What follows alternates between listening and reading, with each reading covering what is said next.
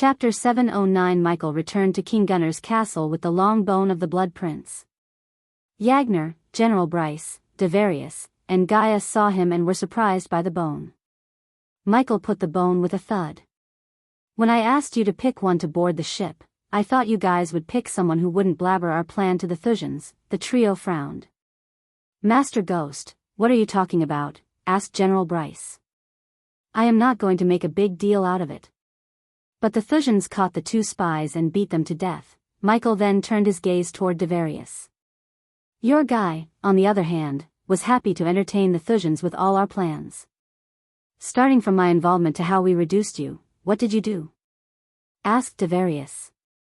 The others slightly trembled. Nothing.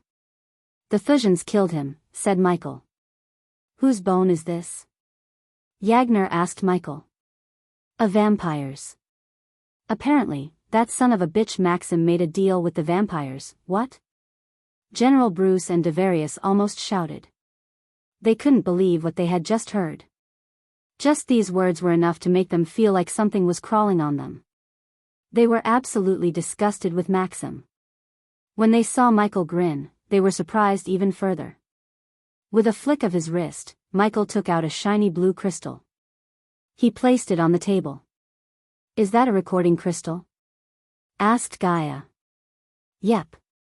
That vampire was dumb enough to admit his dealings with Maxim. Now once the Royal News, Guardian Guild, and the Holy Church receive this, they will come to fuck him up from all directions. That's... Davarius was stunned. That's great. He shouted. They were excited to the point they had forgotten about the spies. What about the ships? Asked Gaia. I destroyed some, but that damn vampire stopped me from destroying the rest. Besides, those sneaky bastards ran away, said Michael. So we have to face their full wrath, huh? Yagner sighed. Don't fret about it. We will have a fleet twice the size of Thusia when the time comes, said Michael. My lords, suddenly, a soldier entered the room. He came carrying a golden scroll. We received this just now. Who is for, and who sent it? Asked Gaia. It's addressed for Master Ghost. Gaia took the scroll from the soldier and gave it to Michael. Michael opened the parchment, wondering who had sent him this. However, he was pleasantly surprised when he laid his eyes on what was written on it. I need to meet my friend, said Michael. He turned his gaze toward the trio. Prepare an offense against the Thusians. It's time we take the fight to them, and I will take care of this. Davarius took the recording crystal. Michael nodded and left the room with Gaia. When they disappeared from their sight, Michael used the runic teleporter to reach the dark forest. What was that? Asked Gaia. The scroll. Who was it really from? Saber. Elder Saber. Michael was just as surprised as Gaia. He didn't expect Saber to contact him like this. If he had to guess, Messiahel would tell the Blood Prince didn't know about this, or it might just be a trap. Either way, Michael wanted to meet Saber. According to the scroll, Saber would be waiting for Michael in the sky above King Gunnar's castle in 2 hours. Gaia snatched the scroll and read it. She creased her brows. Why did he want to meet you in the daytime? I know it's not sunny out there, but still, let's go see what he has to say, said Michael. Gaia thought about meeting Saber. It took her a few minutes to agree. On his way to meet Azazel in the surveillance room, Michael told Gaia about his battle with the Blood Prince.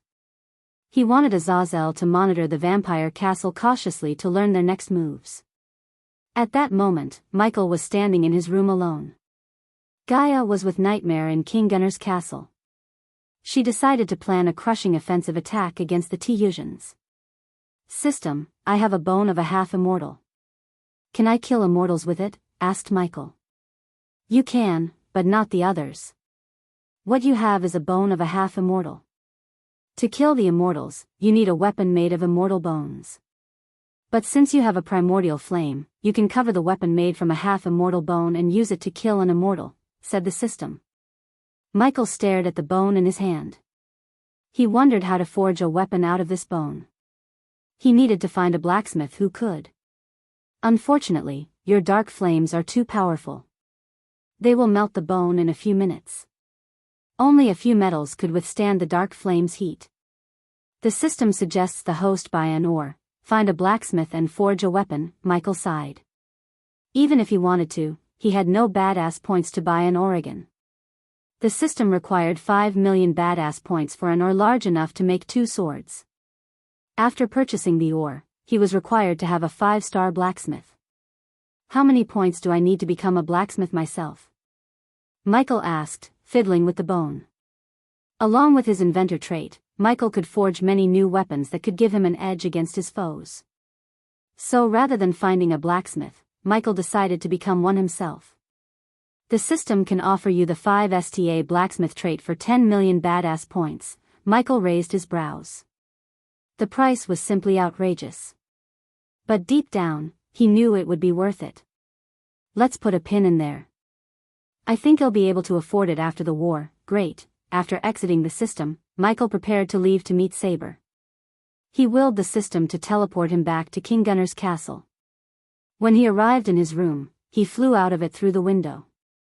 He shot into the sky higher and higher until he flew past the clouds. "You're here," Michael heard Saber's voice. He turned around to see Saber floating in the air with a dark umbrella in his hand. Michael greeted the vampire with a smile. "What's so special about today?" "Earlier, I met your blood prince, and now you," said Michael. Hearing Michael's words, Saber did not seem surprised. Instead, he sighed. "I apologize for what happened in the castle. Let's just say not all of the elders approved of the blood prince's actions. But if you met the blood prince and you're still alive, that could mean one thing." Saber stared at Michael from top to bottom. Michael noticed Saber was trying to hide the shock and surprise from showing in his eyes. "Next time you see him, don't be surprised if he doesn't have his right arm. Now tell me, Elder Saber, why did you want to meet me?" "Since I am in the middle of a war, I'd appreciate it if you don't beat around the bush," Elder Saber nodded. "I want more potions you gave us at the castle. In return, you can name your price." "I prepared a selling pitch, but this is the gist of it," said Saber. A few months ago, Saber would have dealt with Michael differently. But since he had not only reached the half-immortal stage but also beaten up the Blood Prince, Saber chose his words carefully. He didn't dare to show any disrespect. "You know the Blood Prince asked the same. Only he wanted to either turn me or kill me. I am not saying this deal won't happen, but I need something first. Think of it as goodwill for almost killing me when I came to you. What do you need?" asked Saber. He lived long enough to tell if someone was about to ask something. Judging by the look in Ghost's eyes and that wry smile on his face, it was obvious to Saber. "I need an immortal killing weapon. If you can get me one in, let's say, 2 days, we can move on with this deal." To Michael's surprise, Saber didn't even flinch as though he was expecting it. "How do I trust you won't back off from the deal once you get the weapon or just kill me?" "Trust, Saber. You came here in daylight to prove you don't want to fight, and I am standing here doing nothing for the same reason as you. Besides, you know how valuable those potions are. So I'd say you have no choice either." Saber knew it was true. That potion could change the fate of their entire kind. He had been working to find a solution for their weakness of sunlight for ages. The closer he got to a solution was the potion that Ghost offered them. They would have gotten more potions if it weren't for the Blood Prince's stupid act. When Ghost came to them, they had the upper hand in the negotiations. But it wasn't the case anymore. Saber cursed the Blood Prince in his mind. "I will meet you here with what you asked in 2 days, said Saber. Michael was delighted by Saber's answer. He preferred to go with as many options as possible. Once he had received the weapon, he would have 2 weapons that could kill Maxim Barnes. Wonderful. Also, the Blood Prince was working with King Maxim. A bit of free advice: working with him always ends in trouble. Thought you should know that, Michael said, turning around. He vanished from Saber's eyes. Working with King Maxim, huh? Saber smirked. I have to investigate this, Saber said to himself. Suppose he planned everything correctly, Saber could soon get rid of the Blood Prince. He was more of a nuisance and obstacle to the vampire kind than a help. That was the main reason he quickly agreed to give an immortal killing weapon to Ghost. The two of them already had a history. Saber wished Ghost to kill the Blood Prince with the weapon. Then, everything would go back to the way it was. This time with the potions Ghost has, Saber could take over the vampire castle. It was indeed a risk, but Saber was willing to take this risk. Chapter 7:10. As soon as Michael returned to the castle, a soldier came running to him. "Master Ghost, the guardians are here to see you. They are at the guest room waiting for you," the soldier said. Guardians? Michael creased his brows. He wondered why the guardians were here. But when he thought about it, he was able to guess their reason. Giving a pat on the soldier's shoulder, Michael headed toward the guest room. The soldiers patrolling the castle inside bowed respectfully. A few minutes later, Michael finally arrived at the guest room. To his surprise, he saw Zanali and Evan Clark waiting for him. Evan Clark's eyes glimmered with awe and shock. To him, it felt like yesterday, the Ghost climbed the stairs in the Heavenly Gate competition. In 2 years, he went from a body-refining stage cultivator to a half-immortal. Not a single person could be compared to Ghost anymore. He was a different breed. Evan wondered whether Ghost would still act as friendly as before or just keep his distance. If the latter happened, Evan wouldn't be surprised. After all, Evan was at the core formation stage, and Ghost was at the half-immortal stage. The difference was simply outrageous. Although Gaia hated Zanali to the core, Michael greeted her with a friendly smile. "Miss Zanali," he shook Zanali's hand and then turned his gaze toward Evan. "Evan, how's life, buddy?" "It's been so long," Michael asked. Evan was speechless for a moment. He acted just as he did before. "Not as great as yours," Evan sighed. "What are you talking about?" "I heard you've had a breakthrough after a breakthrough." "I am proud of you," Evan's face brightened after hearing Michael's compliment. He then sat down, facing Zanali and Evan. "I heard you wanted to meet me." "What's going on?" asked Michael without beating around the bush. The smile on Evan's face disappeared. He looked at Zanali to start the conversation. "We are here to negotiate peace between you and Thusia," said Zanali. "I am not here to side with Thusia. What they had done was wrong. You and I both know that. However, we cannot let this war escalate any further, especially after you declared war against them." Zanali wasn't as naive as Edith. Everyone in the guild knew King Maxim Barnes was in the wrong. Yet, they turned their heads to the other side because Guardian Guild didn't think it was worth the trouble to meddle between kingdoms. Not to mention the higher-ups eyed for Princess Victoria to join the Guardian Guild. Besides, they were occupied with their internal politics and Dark Lord. "You already helped Suvan and Zulan take back their cities. We will definitely look into the matter of Northgard, but first, we need you to stop killing Thusians. 2 armies fighting is different than a half-immortal butchering mortals. Why now?" Michael tilted his head. "You weren't here when we took back the cities. So why now?" asked Michael. Instead of Zalani, Evan answered Michael. "Princess Victoria announced that you have waged against Thusia. So the people are requesting the Guardian Guild to step up. You're a guardian now?" Evan nodded his head. "Hey, race the deal. Since Evan is a friend of mine and you came here all the way from your guild, I can pause the war for 3 days. The people of Thusia can find a safe shelter or whatever they need to be safe." Zanali creased her brows as Michael continued. "It'll sweeten the pot more. If the Thusian army stand down, Suvan, Zulan army, and I won't lay a finger on them, come on Ghost. We both know they want and can't do that." Michael rubbed his chin. "Then what about this? If King Maxim gave back Northgard and returned to the Elan continent, leaving Ithilien, would stop this war. You want to stop the war, right? Then, here you go, a way to stop the war." Michael was amused inside. King Maxim Barnes would fight the Guardian Guild then give up Ithilien. There was no way he would give up Ithilien because that's where the cosmic stream is. The cosmic stream was his big ticket to world domination. A man with his ambition would die then give up the cosmic stream. Michael knew that very well. Evan turned his gaze towards Zanali because Ghost was surprisingly cooperative. He kinda expected Ghost to tell them to fuck off, but he just offered them a way to stop the war, and it sounded reasonable. The question was whether the Guardian Guild and Tihuzha would accept this deal. That won't happen, Zanali shook her head.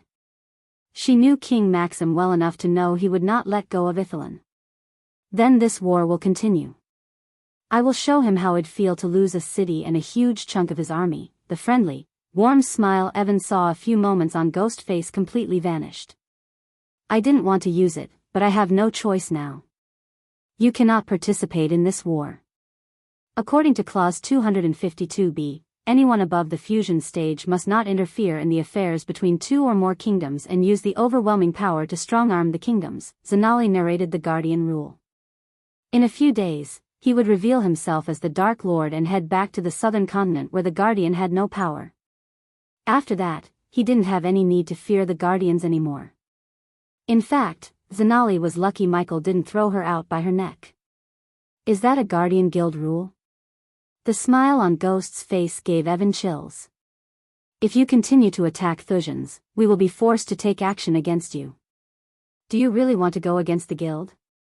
To their surprise, Michael burst into laughter. I don't give a fuck about your guild and your rules. Zanali's eyes turned bloodshot in anger. I didn't give a shit about Guardian Guild when I was a body refiner, and I certainly give a fuck now. You are not the only half-immortal in this world, Ghost. Zanali's words were cold. Evan began to tremble in fear. He never thought his first assignment as a guardian might just start a war between the guild and a half-immortal. Then I suggest you bring a few to Thuzia. Because they'll be there. Just think about the collateral damage of the fighting between a half-immortal and a bunch of immortals. Thuzia will be in ruins when the battle is done. That's what I want. So you're welcome to do whatever you want. Evan could tell he wasn't bluffing. There was no sign of fear in his eyes. Anyone could tell if the Guardian Guild brought their own rogue immortals, Ghost would fight them to the death. As he said, the collateral damage would ruin everything around them. It had been centuries since two immortals fought each other. Ghost, please think about it. Violence will solve nothing, Evan pleased. It will solve something for me. Zanali stood up from her seat. We are leaving Evan, said Zanali. She then glanced at Michael. You will hear from the guild soon. But don't expect the next meeting to go like this if you don't change your mind. Zanali coldly said as Michael chuckled. I am looking forward to it. Michael waved his hand without any concern. In 2 days, Michael would get an immortal killing weapon from Saber. At that time, the immortals would be afraid to get near him. They didn't spend all that time achieving immortality to die because of some guardian code. Even if they were willing to fight Michael, they didn't have any chance of killing Michael. He was certain he could fight an immortal. Plus, he would be in the southern continent soon, where even the immortals had no power. After Zanali and Evan left the place, Michael headed to the dark forest. On his way, he ordered Gaia, Elidar, and Nightmare to be in the pocket dimension attached to the dark forest mansion. When he entered the pocket dimension, he saw them waiting for him. Nightmare immediately welcomed Michael with a small hug. He seemed excited to hear Michael's praise. He fought against a fusion stage royal dragon and survived. You did a good job, buddy. Sorry I let you down, Michael said. He rubbed Nightmare's chin gently. Although he took the ice dragon heart from the Thujans, he didn't use it on Nightmare. His mind was occupied with other things and ignored powering up Nightmare. When Nightmare fought the royal dragon, Michael regretted letting down Nightmare. What are you talking about? Nightmare shook his head. With a flick of his wrist, Michael retrieved the ice core from the system store. The moment it appeared on Michael's palm, the temperature around them dropped by several degrees. I cannot turn you into a royal dragon yet, but I can give you some cool new abilities, said Michael. Nightmare's eyes sparkled when he heard the words cool new abilities. Michael then nodded at Elidar as he started to draw several symbols on the ground. In a few blinks of an eye, an icy blue chakra appeared on the ground. Michael placed the ancient ice core in the center. Nightmare, sit beside the ice core, said Elidor. While Nightmare was obeying Elider's orders, Michael approached Gaia. I just met Zanali. As soon as she heard these words, Agay clenched her fist. Just Zanali's name was enough to turn Gaia's eyes red in anger. Where and why? She came to meet me in Gunner's castle. Apparently, she was there on behalf of the Guardians to tell me to stop the war. That bitch, Gaia growled. Michael told her everything that happened, and Gaia couldn't be more proud of him. Since they were heading for the southern continent and revealing their identities, there was no need for them to pretend to respect the Guardians anymore. Gaia didn't think the Guardians would send an immortal after Michael any time sooner. If her guess were right, Zanali would go to Thusia and ask them to stop the war. It's ready, said Elidor, drawing their attention toward Nightmare. Are you ready? Michael asked Nightmare. I was born ready, Nightmare grinned. Chapter 7:11 Nightmare waited for the process to begin without showing any signs of hesitation. Up to this point, only Elidor knew about how this ritual would work. Considering Michael had the ancient dragon heart, he was able to buy the scroll containing giving Nightmare new cold breath from the system for 200,000 badass points. It would have cost Michael 600,000 badass points if he didn't have this ancient ice heart. Michael patiently waited for the chakra to radiate a bright white light that formed a dome around Nightmare. Inside this dome, Nightmare stared at the ice core. Gaia noticed Nightmare shivering. The ancient ice heart radiated enough coldness to put a thin layer of ice on Nightmare. Now absorb the cold energy from the heart, Elidor instructed Nightmare. Nightmare nodded as he slowly breathed in the coldness. At first, Nightmare felt intense pain all over his body. He felt like he was being frozen to death. You can do this, Nightmare, said Gaia. Seeing the pain on Nightmare's face, she forgot about Zanali and her meeting with Michael. She sat on the chakra's edge and motivated Nightmare. How long will this last? Asked Michael. Depends on Nightmare's ability to absorb the energy. According to the scroll you gave, it varies from dragon to dragon, said Elidor. Slowly seconds turned into minutes, and minutes turned into hours. Gaia and Michael sat on the floor, looking after Nightmare. Michael just put his head on Gaia's lap and stared at the starry sky. He pinched Gaia's cheek, ears, and nose. After a while of putting up with Michael's playfulness, she knocked him on the head. Aren't you worried about Nightmare? She frowned. Look at him, he's turning into an ice statue. Michael glanced at Nightmare. A thick layer of ice covered his body. As she said, Nightmare was lying on the ground like a statue made of ice. However, Michael did not worry about Nightmare. The system wouldn't have given him the scroll if Nightmare couldn't survive this. He's fine. He's a dragon, for God's sake. A little bit of chillness won't kill him. Michael cupped her cheeks and pulled them as far as he could. Ah, she growled. For a guy who's about to make a life-changing decision, you're awfully cheery. Gaia ruffled his hair.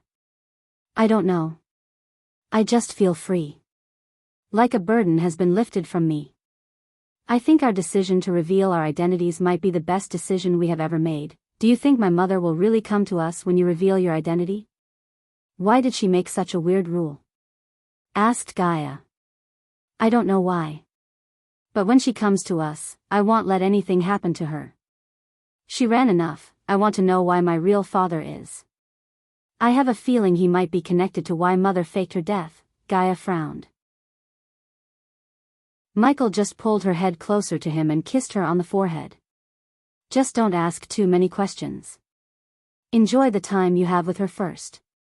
Not everyone will get a chance like this, Gaia. If Michael didn't know his mother gave him off voluntarily, he would have done and given anything to meet her. After knowing that, she was dead to him. Michael didn't bother to find her.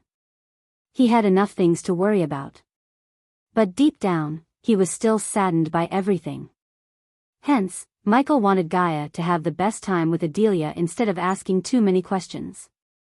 Whatever problem Adelia was in, Michael would take care of them. After all, Adelia was family to him. The two of them spent hours talking in peace. Elidor did not return to the place until the next morning. He checked up on Nightmare. Shoo, when Elidor was about to speak something, Gaia shushed him. She glanced down at Michael, who was peacefully sleeping on her lap. Elidor nodded and left the pocket dimension. He had tasks over his head. For example, he had to create runes to build more mortars and teleportation arrays. After Elidor left the pocket dimension, Gaia looked after her two boys. Meanwhile, Zanali and Evan reached the capital of Thusia. This was Evan's first time coming to Ithilien. Hence, he was pretty surprised by the look of the city. Even the royal land in Elon paled in comparison to the city before him. Every building in the city was newly built with elegant architecture. Each building was surrounded by neatly pruned bushes and flowers. Maple trees stood guard on either side of the street. Unfortunately, the winter made the trees shed their leaves. Otherwise, the streets would have been covered with red and yellow maple leaves. Evan noticed people running through the snow with no smiles on their faces. As a matter of fact, they looked terrified. Several carriages headed toward the city gates. All these carriages seemed to have belonged to the nobles. Evan realized the war declaration of Ghost had affected the people more than he had expected. These people never lost their smiles when they waged war against Suvan, Zulon, and Northgard. They celebrated their army's valor because they knew the Thusian army would crush their foes. However, when they learned a half-immortal has taken over the cities their army conquered and taking the fight to them, they were terrified. Zanali and Evan decided to walk toward the castle instead of flying. She wanted to know how this war had been affecting the people. While walking through the snow-covered street, Evan and Zanali heard various conversations about nobles leaving the capital just to be safe. The commoners seemed to have a lot of trust in King Maxim, said Evan. He heard many commoners speaking so highly of King Maxim. They trusted their king to defeat even a half-immortal. There is something we are missing here, Guardian Captain, speak your mind, said Zanali. I know, Ghost. He is not one to make enemies so quickly without reason. There must be something that happened between King Max and him. I've never seen him so hell-bent on destroying something. Many nobles in Elon adored him because he was opportunistic. Among all the youngsters I know, he has the least enemies. We have to know the history between him and Thusia, isn't that obvious? No one knows about Ghost before he came to the river town. Whatever happened between him and Thusia, it must have happened before he came to the river town. I don't think he or King Maxim would tell us what happened. All we can do now is try to talk some sense into Princess Victoria, Zanali sighed. Guardian Captain. You don't actually think they would accept Ghost's terms, do you? Zanali shook her head. It doesn't matter what I think. We are tasked to try to stop the war. As far as I can tell, the simplest way to stop this war is to stop Ghost from launching an offense against Thusia and stop King Maxim from waging war against every kingdom there is. Unfortunately, the Alpha Guardians lost their chance to stop Ghost. So unless they bring in the Immortals, nothing can stop Ghost, Evan agreed with Zanali. Before he joined the Guardians, he never thought the guild would be in such trouble. Ever since the Royal News published the connection between the Guardian Guild and the vampires, the Holy Church and the other clans were questioning every decision the guild made. Furthermore, the guild had lost many big donors which put a dent in their financial status. Simply put, the Guardian Guild was not in a blunder, and unless they made some big changes, their path would only go down further. The higher-ups wanted to stop the war between Thusia and Ghost so they could show the public that the guild still had the best interest of the people. Eventually, Zanali and Evan finally reached the castle. When the guards saw the guild symbol on Zanali's chest, they immediately escorted them to the castle. When they reached the front lawn of the castle, they were welcomed by Edith. Welcome to Thusia, Zanali. Edith embraced Zanali in a warm hug. Evan was surprised to see Zanali smiling. From what he had heard from his fellow guardians, Zanali had never smiled since the death of Guardian Peyton. Edith. This is Evan Clark, a Guardian trainee. Hello Evan, Edith shook Evan's hands. Let's go inside. It's freezing out here. Edith led the two of them inside the castle. Evan looked around the castle and realized this was the cleanest castle he had ever seen. They followed Edith to a cozy room. The firewood in the fireplace crackled, producing gentle warmth. Evan and Zanali sat on the red sofa as Edith ordered the maids to bring them something to drink. "Where is Princess Victoria?" asked Zanali. The smile on Edith's face disappeared instantly. "She is meeting with the generals. She'll be here in a few minutes." "So how did your meeting go?" asked Edith. "Not great. Unless King Maxim Barnes apologizes to the people of Suvan, Zulan, and Northgard and returns to Elon, he wouldn't back down," Edith sighed, hearing Zanali. "The Guardians have to send the Immortals, Zanali. He needs to be stopped, not only him." Edith, Zanali's response surprised Edith. "King Maxim Barnes started this. Now those kings and people are just fighting back for they lost." "You're right. But Ghost didn't care about those people. He's just using them for his revenge against King Maxim and Victoria." "Do you know what's the history between them?" asked Zanali. "Does it really matter?" A voice resonated in the room. They all turned their heads to see Victoria walking into the room. Chapter 7:12. Victoria shook Zanali and Evan's hands before taking her seat beside Edith. The maids quickly entered the room carrying a plate with 4 cups of hot chocolate on it. Evan felt refreshed, taking a sip of hot chocolate. "Knowing the history between Thusia and Ghost might help us stop this war before it escalates any further, Princess Victoria," said Zanali. "This war only ends in only one way. Ghost will die by my hands. I will parade his head throughout my kingdom just like he did to my soldiers," Victoria sternly said. "Even so. This will take so many lives. We have to try to prevent that," said Zanali. "They are soldiers, Guardian Zanali. They know death is a part of their job. However, I won't let anyone discreet their bodies as Ghost," Evan sighed inside. Victoria seemed just as stubborn as Ghost. However, he couldn't blame her after learning what Ghost did to the Thusians. Although what he did was effective, it was a brutal tactic. Even he felt a chill running down his spine. So it was understandable the Thusians lost their courage to fight and ultimately lost the cities they conquered initially. If you want to prevent death, ask Ghost to surrender and answer for his crimes. He thinks he is invincible. When he steps into my kingdom, I will show him the half-immortals can be killed. Victoria's lips curved upwards. He gave us 3 days to get the people to safety.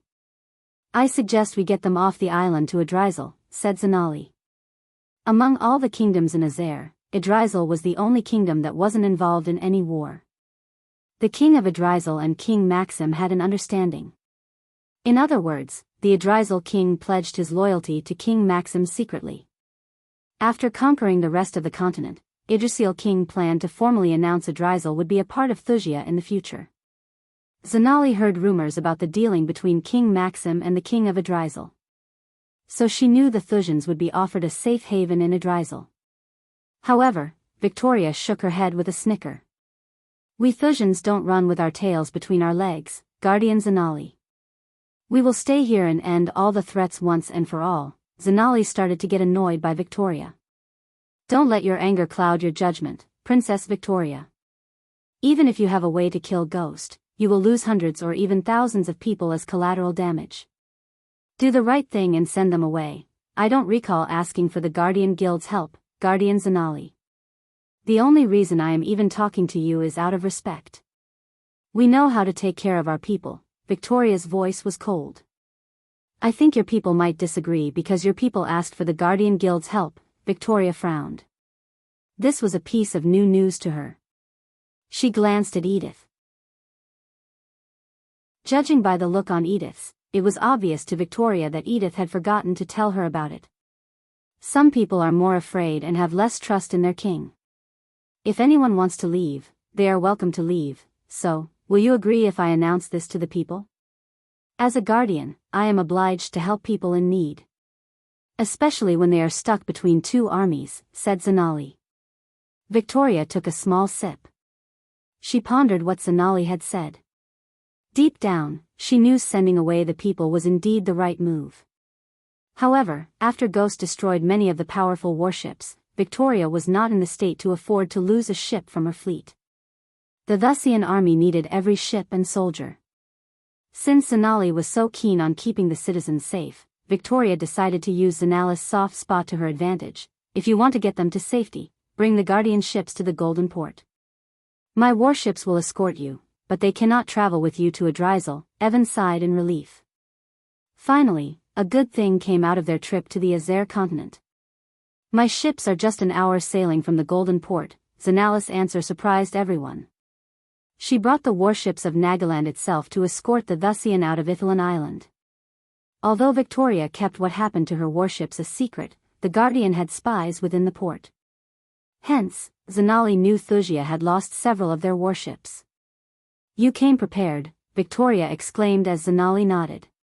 What about the immortals in your guild, Zanali? Are they going to stand beside and watch Let Ghost do whatever he wants? Edith opened her mouth. This time, he's attacking Tihuja. What if he decided to do the same to another kingdom? Who will stop him then? Asked Edith. To their surprise, Zanali chuckled. You do realize they are just fighting back, right? It was King Maxim who started this whole charade. We had the right reason to wage war, Guardian Zanali. Victoria creased her brows. Yeah, right, they couldn't tell whether she was being sarcastic or not. Victoria didn't get furious as she couldn't care less about what Zanali thought. Your guild will intervene soon, Zanali. Zanali turned her gaze toward Edith. She saw a glimmer in her eyes as though Edith knew something she didn't. After discussing the war for a few more minutes, they all went their separate ways. Victoria headed for the Golden Port with Zanali and Evan, while Edith went to meet Layla. They had 2 more days to get the Thusians to Adrizel. Until now, Victoria had no clue where or when Ghost would launch the next attack. This time, Victoria had ways to fight him. She needed to keep Ghost at bay until her father came out of his seclusion. The last time she heard from him, he was just a week away from reaching the half-immortal stage. With the cosmic energy running through his veins, he could kill Ghost in a few minutes. Almost a day later, Gaia saw a few cracks forming in the ice shield around Nightmare. A city blue glow appeared in Nightmare's chest. As seconds passed, the cracks grew bigger and wider. Human, I think Nightmare is coming out of his shell. Come here, Gaia said to Michael through the earpiece. When the sun rose in the morning, he left the castle to meet Saber. Today was the day he would give Michael an immortal killing weapon. Give me a minute, said Michael. The chakra gradually lost its glow. When the chakra completely faded away, Gaia stepped closer to Nightmare. Suddenly, the ice shell shattered into pieces.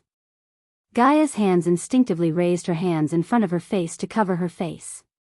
A while later, she gently placed her hand on Nightmare. She tried to lift him in his arms. The moment Gaia touched Nightmare, she felt acute pain in her hand due to the intense coldness of his body. Nightmare slowly opened his eyes. His red pupils flickered in icy blue light. A puff of cold smoke escaped Nightmare's nostrils. In a few blinks of an eye, he transformed into his full form. His crimson-red scale had a tinge of bluishness to it. Nightmare slowly turned his head.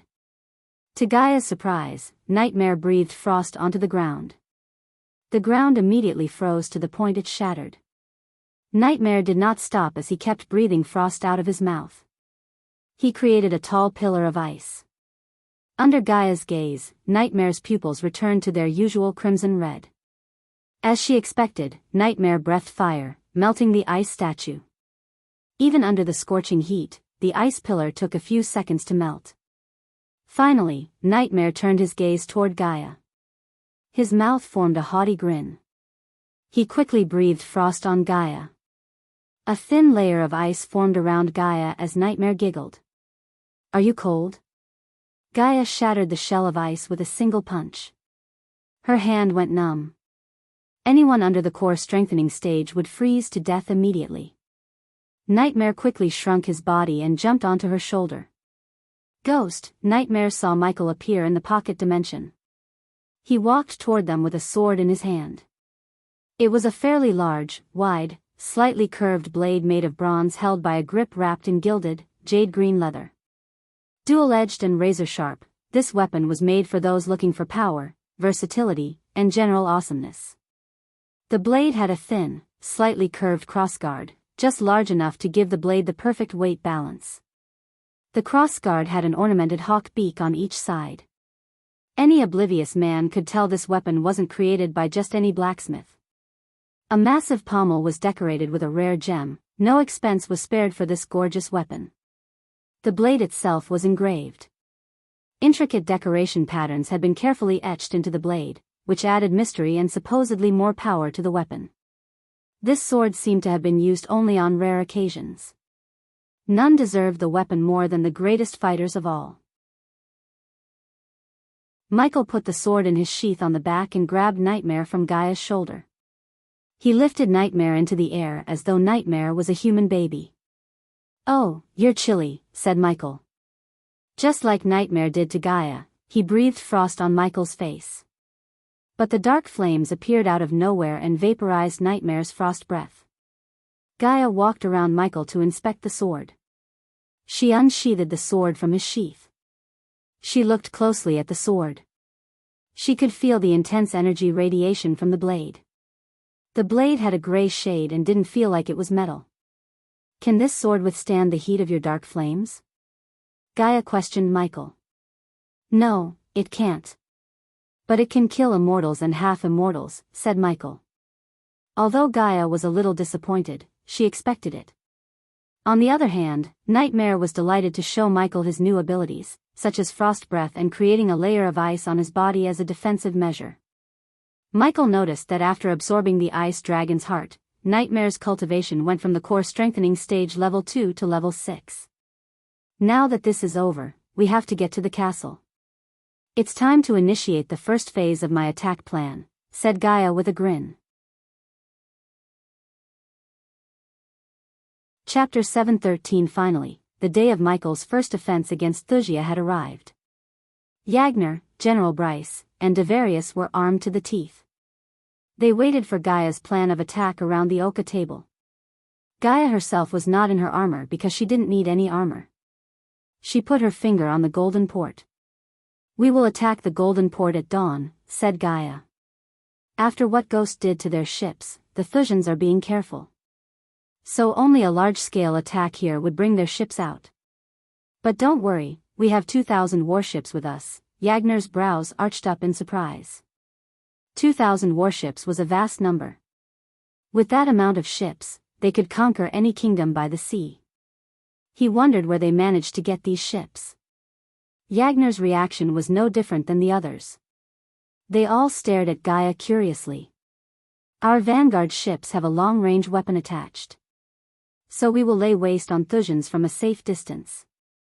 This will reduce the number of casualties on our side." "Who's going to deal with that dragon?" asked General Bryce. The images of that dragon flashed across his mind. It haunted his dreams. "Ghost will take care of that," they sighed in relief. Although the dragon was gigantic, terrifying, and at the fusion stage level 8, Ghost was half immortal. Of course, their battle would be frightening, but the odds were definitely against the dragon. "While Ghost deals with the dragon, our ships will move forward. Since Golden Port doesn't have any space large enough to hold the Thusian army, and they would rely on naval power, it's safe to say we won't have much of a ground battle." But Gaia raised her finger. She glanced at them for a moment before continuing. "We received numerous reports saying 2 fusion stage generals are stationed at the Golden Port. Where do they get all these fusion stage cultivators? They used to be so rare, and now, they are popping out from everywhere." Devarius expressed annoyance over the amount of fusion stage cultivators Wuxia had. One couldn't blame him. While many other kingdoms barely had one fusion stage cultivator, Wuxia had several. Only a handful of people knew how Wuxia managed to produce several fusion stage cultivators in a short amount of time, and Gaia was one of them. Still, she did not indulge these 3 with anything about the cosmic stream. Anyone who learns about the cosmic stream would try to covert it. It belonged to Michael and the Order of Death. "While our ships are destroying the Thusians, I will deal with the 2 fusion stage generals. You need any backup, General?" asked Yagner. Since Gaia was leading the army, everyone began to address her as General. No. I want the three of you to take a few men and destroy their warehouses. Yagner creased his brows. Gaia ignored their shocked gazes. This is where the Thujans stores their precious things before importing them to other kingdoms or distributing them to their own cities and villages. What's the point of attacking this warehouse? Asked General Bryce. To steal whatever they have stored inside, Gaia wryly smiled. From the outside, they will see we have destroyed their warehouse, which will send them a message to fear us. But in reality, we will rob them blind. But General, is it really necessary? Pillaging their warehouse is not an honorable thing to do. Yagner scratched his head as Gaia slammed her fist on the table. Are you kidding me? They have pillaged your cities, your women, and everything you had. Honor doesn't get you shit. If we don't change the way how we fight, we will never defeat King Maxim, who by the way did all the despicable thing there is to take over your kingdoms. General Bryce and Devarius felt the same way as Yagner, but they didn't dare to express their thoughts on the matter. Also, don't mistake this for a discussion. This is me giving you orders. So take your opinions and shove them up where the sun doesn't shine. Got it?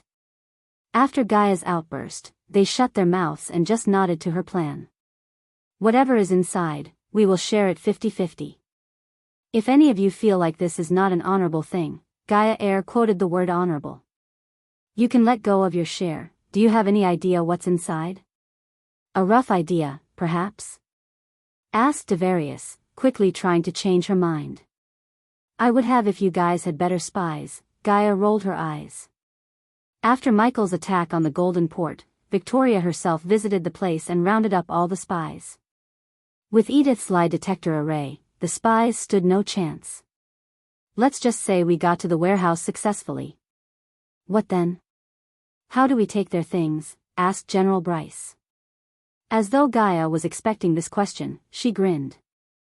Then, with a flick of her wrist, she took out a dark gray scroll. She opened it up to reveal various intricate runes engraved on it. None of them had an idea what this would do, but they could tell it was somehow to help them steal everything inside the warehouse. It's a teleportation scroll, except it would only teleport things, said Gaia. Elidor personally designed the scroll. The downside of this teleporter scroll was it could only teleport things with minimum energy radiation. For instance, if there were sacks of grain or gold, it could teleport them. However, the teleporter would fail if there were a potion, dragon bones, or anything with high energy radiation. Gaia lied when asked if she had any idea what was inside. The truth was she knew exactly what was inside. The Thujans were storing grains, food, gold ore, metal ores, and crates of potions. Due to Michael's sudden attack, they were able to properly distribute the things to the cities. Since Michael was leaving for the southern continent after this war, he planned to take them with him. It was a simple enough task. So she believed the trio could complete the task without any problems. Since this will be a naval battle, we don't have much need for your armies. Take this as a gift from Ghost, General, Devarius called out for Gaia. What about Northgard? When are we planning to retake my kingdom? Good question. After we take over the Golden Port, the Thujans will be forced to take a huge chunk of their troops from the Northgard and station them in their own cities. That's when we make our move. The only reason why we didn't do it until now is the collateral damage. I won't be surprised if the Thujans used your people as hostages to escape our wrath, said Gaia. Although Michael could destroy Thusian armies in a few hours, he chose not to because he wanted to learn the art of war through this war. After all, Michael would lead his army against powerful people in the future. He couldn't rely on his power alone. Instead, he needed his wits and experience in wars. Hence, Michael treated this as a war simulator. Devarius pondered what Gaia had said and agreed with her. After taking over the Golden Port, I will personally come to Northgard and help you chase off the Thujans. Thank you, General. Satisfied with Gaia's answer, Devarius bowed. Granted, Elia was a foul-mouthed quick-to-anger girl, but she was a damn good leader.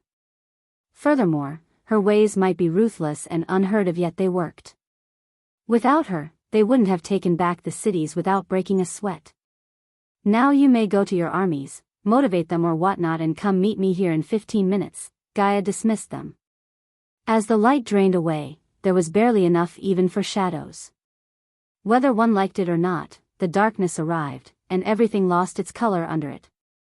Even the stars and moon cowered behind a dense layer of cloud, giving the air a tincture associated with the world before a storm. The ocean before the Golden Port was calm. Hundreds of ships guarded the city behind them. Their silhouettes against a newly silver sky, its blue hue had almost gone until dawn. Their sails swayed in the wind, creaking into the gusting air. The usually buzzing Golden Port was empty and void of any life. Thanks to Zanala's quick and coordinated effort, they managed to transport the people to Adrisel. At that moment, only the naval army and soldiers remained in the Golden Port. Victoria issued a kill order. The soldiers had the right to kill anyone they thought suspicious after nightfall. From a bird's view, the Thusians formed a trident formation on the sea. The leading ship at the top of the center end was a man-o-war ship captained by one of General Booth's men, Hubert Mertz. General Booth had given him the command of the entire Thusian fleet. The best minds from Thusia came up with the trident formation. Furthermore, they had a kill squad waiting for Ghost if he decided to show up. This kill squad contained 70 men, all personally picked by General Booth himself. They were the best of the best, armed with an immortal killing spear. General Hubert Mertz was an old man with long white hair and a beard. He was armed to the teeth with crimson-red armor. Every inch of his armor had a rune engraved in it. They radiated a dim glow under the dark sky. His calm eyes swept across the ocean. He let the soothing sound of the waves calm his mind and soul. The soldiers behind him weren't nervous as they were all war veterans. Yet, even the threat of a half-immortal couldn't shake their resolve. They all waited for the enemy ships to appear. The last time, the enemies caught them off guard by suddenly appearing out of nowhere. This time, they were prepared. The moment the space distorts, the arrays in the sky would alert all the ships of the enemy's presence. Edith herself designed all these arrays to give them an edge against Ghost and his army. General Hubert looked over his shoulder and saw his second-in-command, Albert Mertz, his grandson, walking toward him. Chapter 714 Albert Mertz was a hot-blooded young man in his youth. He was one of the men who received the gift of cosmic energy thanks to his undying loyalty toward King Maxim Barnes. As a result, he became a soul-refining stage cultivator. With his cultivation level and years of training from his grandfather, he climbed up the ranks in the army and became the second-in-command to his grandfather himself. The ocean breeze disturbed Albert's wavy silver hair. He joined his grandfather on the upper deck, near the rudder. "Everything seems to be calm," said Albert. "For now," said Hubert. "Power always comes with a cost, Albert." Hubert was taken aback by surprise. For some reason, Albert couldn't see the absolute resolve to win in his grandfather's eyes. "General, what do you mean by that?" asked Albert. Hubert sighed. He was one of the first people who went to the cosmic stream in person with King Maxim Barnes. While everyone praised King Maxim for acquiring such a power source, Hubert was the only one worried about the consequences of having such a power source. Although Hubert did not know how King Maxim managed to acquire the cosmic stream, he felt death around it. He lived and faced enough battles to know the smell of blood even though the place was cleaned up well. Deep down, Hubert felt this was the consequence he was worried about. "I had many disciples in my life, Albert, and I've told this to each and every one, including our king. Never lust for power and revenge," Albert said in a gentle tone. "Grandpa," Albert stepped closer to Hubert. "What's going on?" "You talk like we're going to lose this battle," Albert whispered. "We are just mere pawns in a larger game we don't and can't see. Our orders are clear, we will fight this battle to win. But in case," Hubert turned around. He looked his grandson in the eyes and smiled. "This turned out to be my last battle. I want you to leave all this fighting." Albert creased his brows. He was completely stunned by his grandfather's words. "Do not seek revenge. If I die, let me die with honor. Do not sully my death seeking revenge against the one who bested me." Hubert put his hand on Albert's shoulder. He had a peaceful moment with his grandson. His life flashed across his eyes.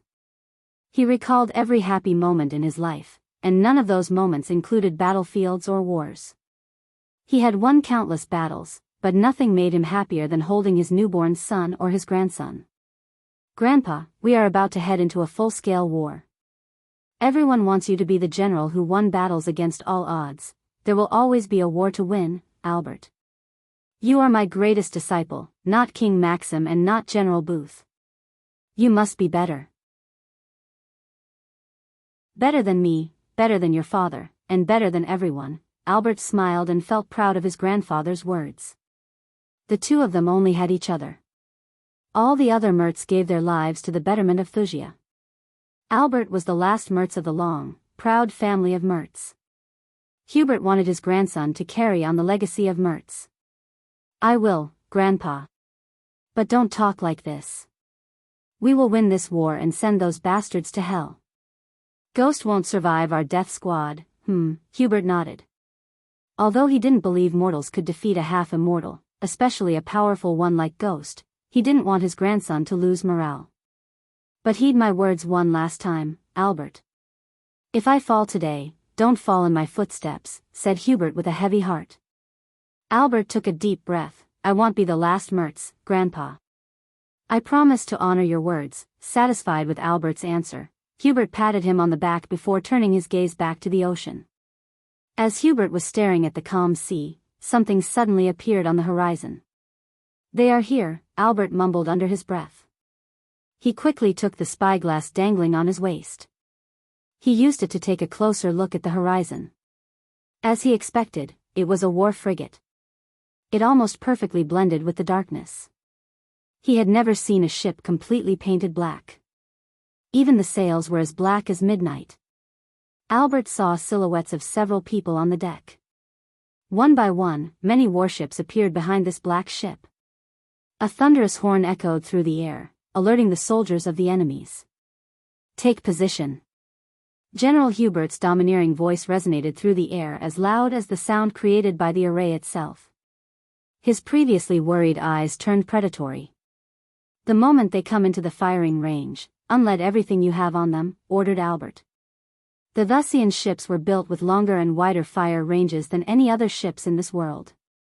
Best blacksmiths, runmasters, and engineers worked day and night to strengthen their firepower. Thus, the Thusians could destroy their foes from out of the hostile ship's fire range. None of the kingdoms in Azer survived the assault of the Thusian naval army.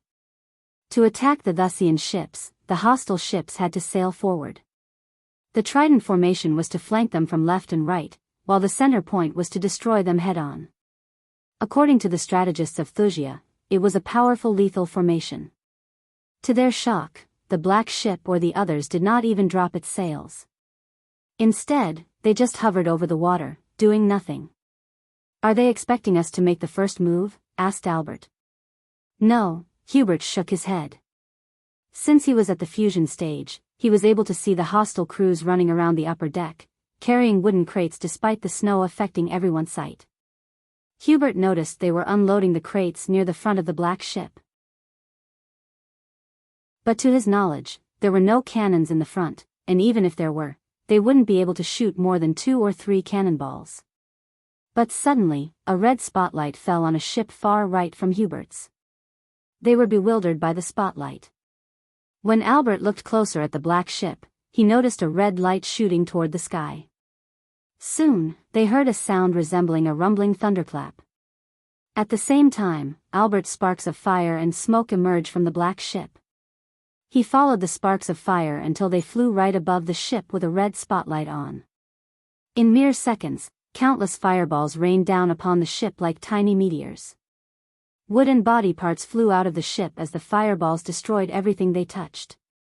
It was as though countless cannons fired cannonballs from directly above. They had never seen such an attack before. The screams of the soldiers filled the air, along with the smell of gunpowder, burning flesh, and crackling wood. Finally, under their shocked gazes, the ship sank into the sea. When several red spotlights fell on their ships, the soldiers felt a chill running down their spines. "General, your orders," Albert shouted. "Set sail." Avoid the spotlights at all costs. Hubert snapped out of his shock and quickly issued his orders. The crews frantically run around the upper deck, setting sail forward. But once again, the sound of thunderclaps resonated through the air. This time, the dark sky lit up with fireballs. Hundreds of mortar shells glistened like stars in the sky. When they landed on their targets, ships and mortal bodies exploded. The red spotlights targeted the ships with weak soldiers. Although many soldiers cast defense spells around the ship, the mortal shells destroyed their shields as though it was nothing. The Thusians were thrown into chaos. However, General Hubert managed to lead the ships closer to the hostile ones. Once they were in the firing range, they could finally return the favor by bombarding them. Soul refiners. Hubert shouted. You're clear to fly and engage the enemy crews.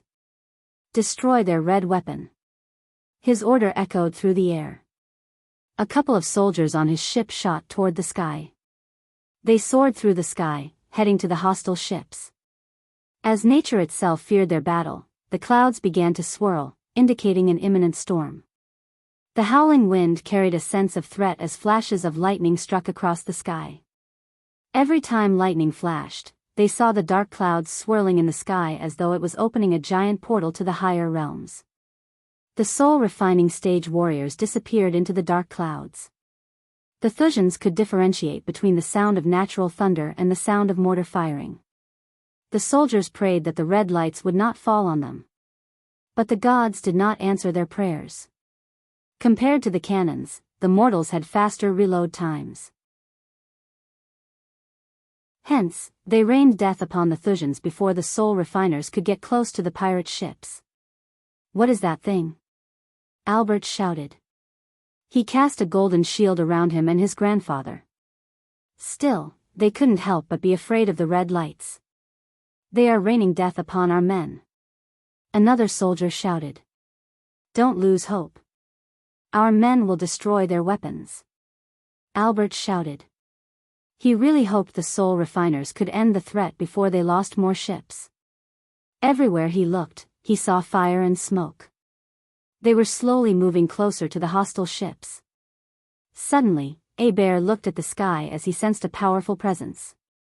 He heard a powerful roar resonate through the air.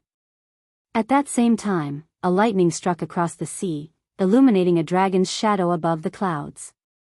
She is here, Hubert mumbled under his breath. It's that damn dragon. Albert growled. The soldiers stationed at the Golden Port a few days ago couldn't forget the terrifying roar of the dragon. A mere shadow of it was enough to terrify them. Fire the signal. Hubert amplified his voice with celestial energy. Despite the exploding ships and thunderclaps, everyone was able to hear his words loud and clear. Albert did not waste any second. With a flick of his wrist, he conjured a bright blue orb of light. He raised his hand above his head, firing the orb of light into the sky. As soon as the blue light hit the sky, another roar echoed through the air. Chapter 7:15 The Thusians saw the royal dragon in the sky. It casts a shadow dark and big enough to turn the area darker. Every flap of its wings put out the fire on the sea. It roared before flying into the clouds to fight the hostile dragon. On top of Nightmare, Gaia fought the soul refiners sent by Hubert. She displayed her full mastery over the bow and arrow. Despite the stormy wind and altitude, each and every arrow found its target. She locked her gaze with a soul refiner covered in flames. He flew toward Big Bertha like a rocket. As soon as Nightmare noticed him, he flapped his wings. The soul refiner looked over his shoulder to see Nightmare soaring toward him. He immediately waved his hand as two fiery wings appeared on his back. Gaia knocked an arrow. She was about to release the golden arrow when she heard the royal dragon's roar. We have to end them all quick, said Gaia. Nightmare nodded. He quickly closed his wings, willing the arch-energy in his body to increase his speed. Slow him down, said Nightmare. Without delaying a second, Gaia fired an arrow. The arrow soared through the air in a curved arc until it penetrated the soul refiner's leg. Arg! he shouted in pain. The first energy coursing through her veins was several times more powerful than the celestial energy. It went through the fire covering the soul refiner and penetrated his legs. He stumbled in the air, losing his balance. Before he could fight the pain and flap his fiery wings, Nightmare opened his mouth. Gaia immediately felt her feet numb due to the sudden chill in Nightmare's body. Nightmare's throat glowed from within in an icy blue color. Suddenly, a stream of frost shot out toward the soul refiner. He looked over his shoulder, but it was too late. The frost hit him and formed a thin layer of ice on his skin.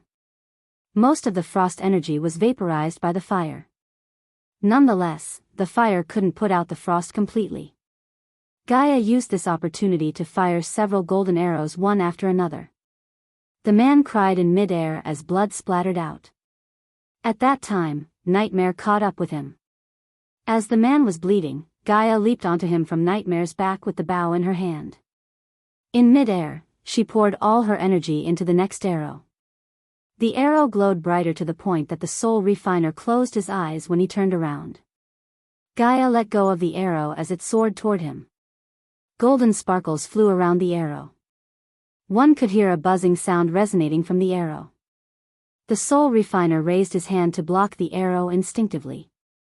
However, it penetrated his hand and went straight through his head. The flames faded away from his body before his lifeless corpse fell from the sky. Gaia was about to fly back to Nightmare when she saw the shadowy silhouette of the royal dragon under the clouds. "Look out!" Gaia shouted at Nightmare. Nightmare immediately sensed a danger. His instincts screamed at him to fly above quickly. Always listen to your gut. It will save your life every time, Ghost's words sounded in Nightmare's mind. Without a second thought, Nightmare flapped his wings using all his might. The force of his flap pushed his body several meters higher in the sky in a blink of an eye. As he flew higher in the sky, he saw the royal dragon's wide jaw snap into the air where he was a few seconds ago.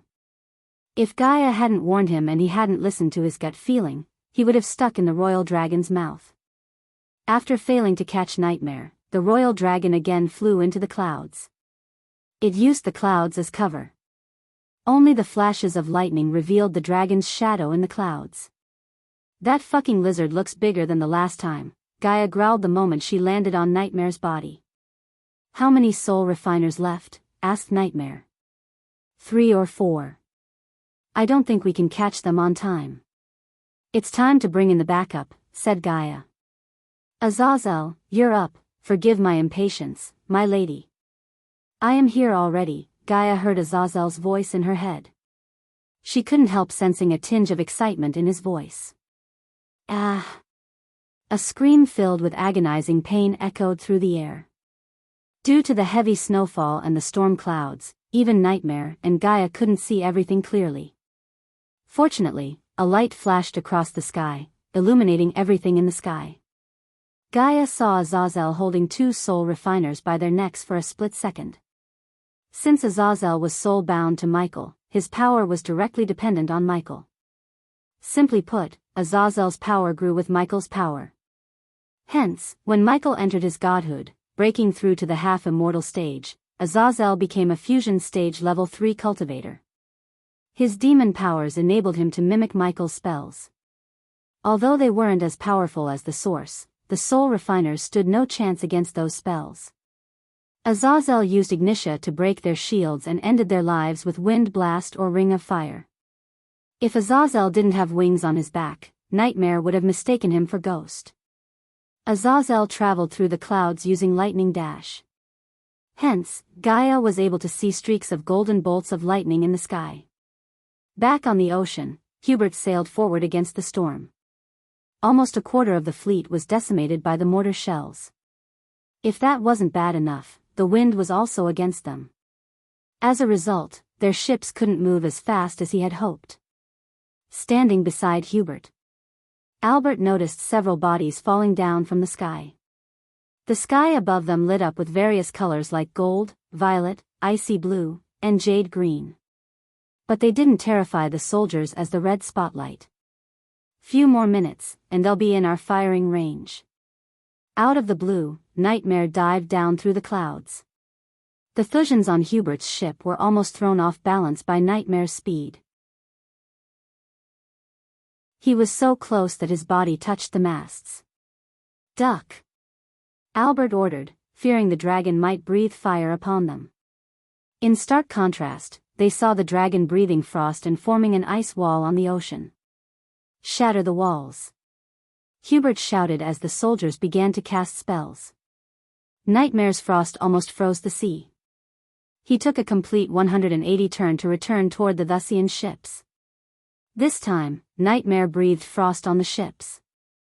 The stream of icy blue frost several ships in a line. The soldiers were turned into ice statues, as well as their ships. "Look over there!" Hubert heard Albert shout. He jerked his head to the side to see a girl slaughtering the crews on a ship next to them. She moved through the upper deck like a blowing wind. The soldiers couldn't even track her movements. Hubert saw her stab the soldiers with the golden arrow in her hand. "Fire!" Albert ordered the ships. The Thusians immediately bombarded the ship Gaia was on with all they got. However, they were too late. Gaia leaped into the air. At that same time, Nightmare came flying to her. She landed on his back and disappeared into the clouds. "Where is the royal dragon?" Albert shouted. His eyes turned bloodshot with fury. They were getting slaughtered left and right. Albert thought the Thusian naval army was undefeatable, and they had all the state-of-the-art weapons. Today, he was proven wrong. Ghost and his army bested their strategy, their formation, and everything with overwhelming power. They rained death and destruction from above. "Someone else is there." Hubert saw a silhouette of a man with wings in the clouds fighting the royal dragon. Although the man's figure looked tiny and almost unnoticeable compared to the royal dragon, Hubert's sight was keen. That was no mistake. Hubert saw him. A man with wings. "General, they are sailing away." Another soldier's shout snapped Albert out of his shock. He quickly used his spyglass to glance at the hostile ships.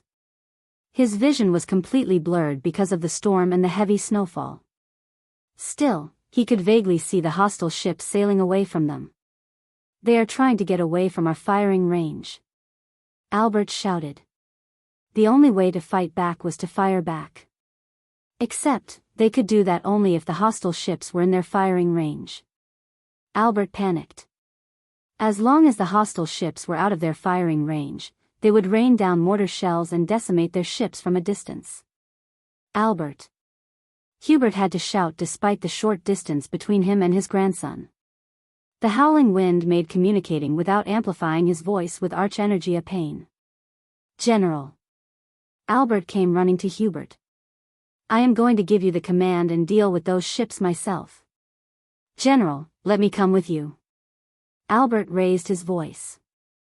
"No," Hubert shook his head. "I need you to lead our army here." "No dash, this is an order, soldier." Hubert shook Albert by his shoulder.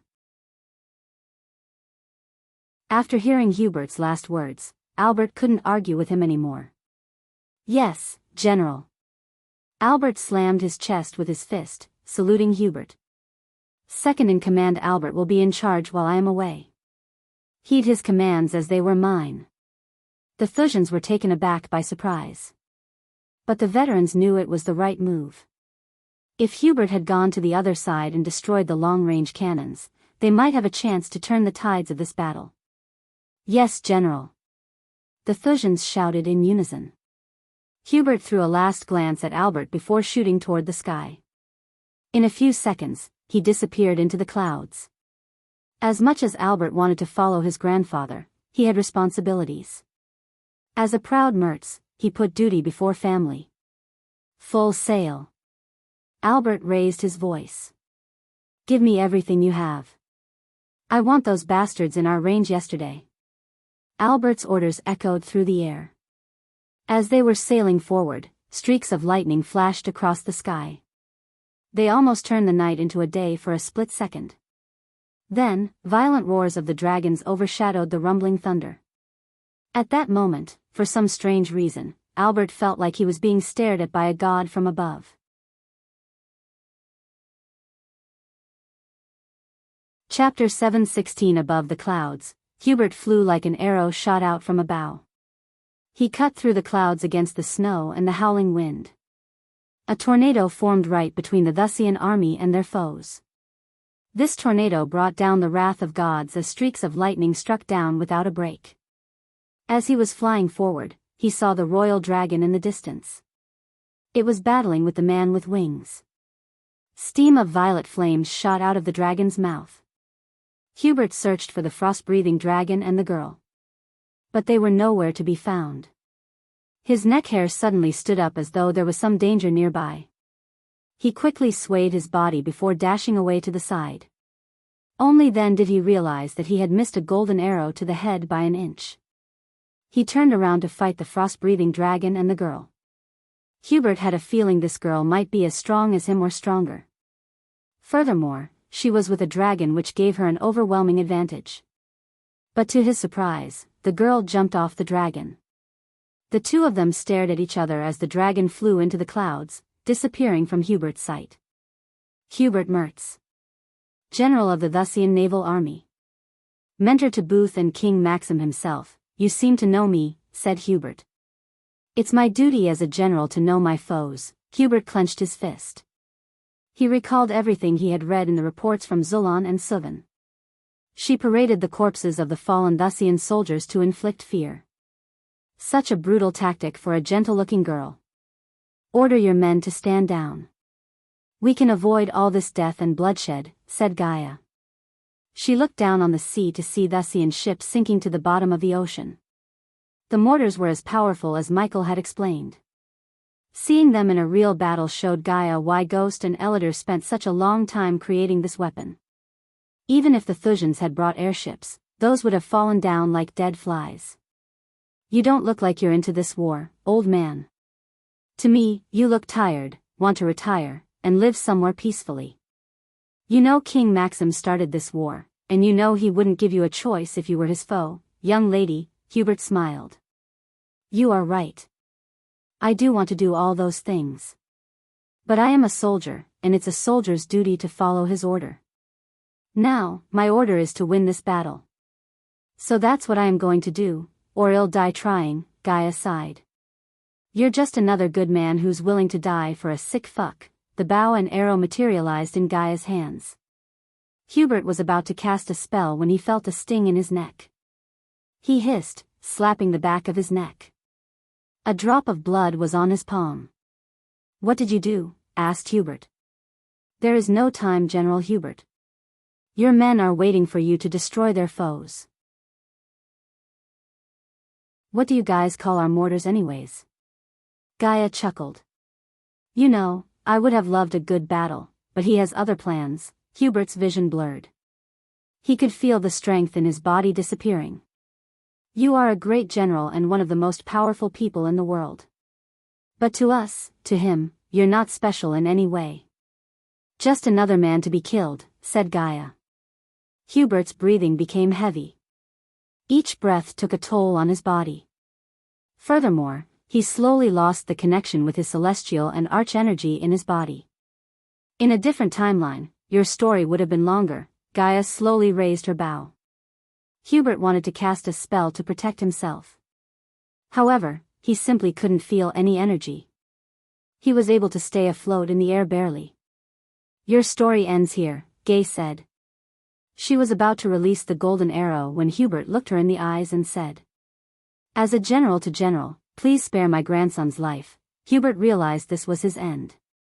He never thought he would die like this without even putting up a fight. As a general, he utterly failed and let down his men. In his last moments of life, the most he could do was plead for his grandson's life. You had a chance. Now it's gone. Gaia released the arrow. Hubert felt a sharp pain in his chest. When he looked down, he saw an arrow sticking into his chest. He gritted his teeth, trying to fight the pain. But the very next moment, everything turned dark. The last thing he saw was another golden arrow soaring toward him. Gaia didn't feel a bit of pity for Hubert. These generals supported King Maxim in every step. In a way, they were responsible for what happened to Michael's sanctuary. She watched Hubert's body fall down from the sky. Finding his body through all the ship parts floating on the ocean would be near impossible. Far away from Gaia, Nightmare kept breathing frost onto the sea, forming a wall to slow down the Thusians. The royal dragon was occupied with Azazel in a fierce battle. "It's time," Nightmare heard Azazel's voice in his head. With a flap of his wings, Nightmare gained enough altitude to disappear into the clouds. On his way, Gaia landed back on him. "Is it done?" asked Nightmare. "It's done," Gaia nodded. The two of them flew toward Azazel and the royal dragon. The closer they got to them, the hotter the air became. The heat radiating from the royal dragon's body melted the snowflakes. As a result, Gaia and Nightmare got drenched by a heavy downpour. The royal dragon flew left and right, trying to bite Azazel. Violet flames shot out of its mouth to burn down Azazel. Gaia could tell the dragon and Azazel were at a stalemate.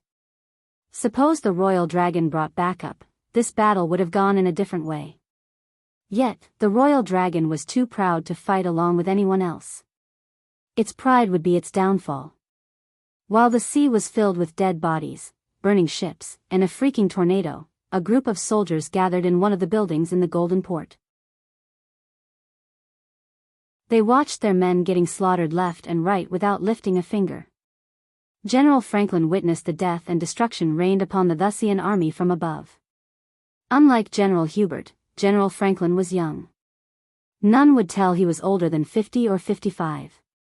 He was bald, masculine, and taller than an average human. The noticeable thing about Franklin was his metal arm. He lost his right arm, saving King Maxim from an assassination attempt. King Maxim showed his gratitude by tasking his best engineers to build this metal arm instead of finding a 6-star healer to help Franklin grow a new arm. To be honest, Franklin liked this new arm of his. Although he wanted to fight alongside the Thusian naval army, he had his orders. No matter what, they were ordered to stay hidden until Ghost showed up. When he did, he and his men had to engage him and kill him with the immortal killing spear. All of his men wore the same dark robes to blend in with the dark sky. His unit consisted of 50 men. They were all plucked from the Thusian Royal Academy, the best of the best. These youngsters were dying to prove themselves. If General Booth had given them and ordered him to kill Ghost, a half-immortal, Franklin would have laughed his ass off. But it wasn't the case.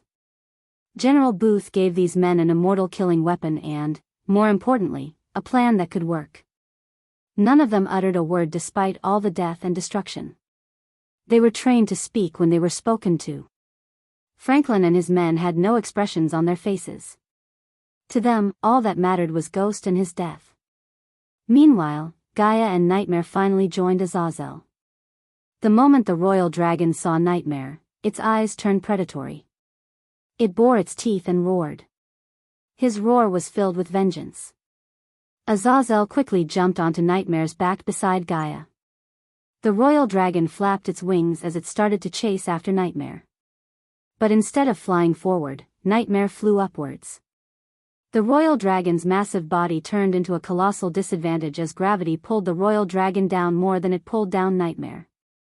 Gaia turned around, firing arrow after arrow at the royal dragon.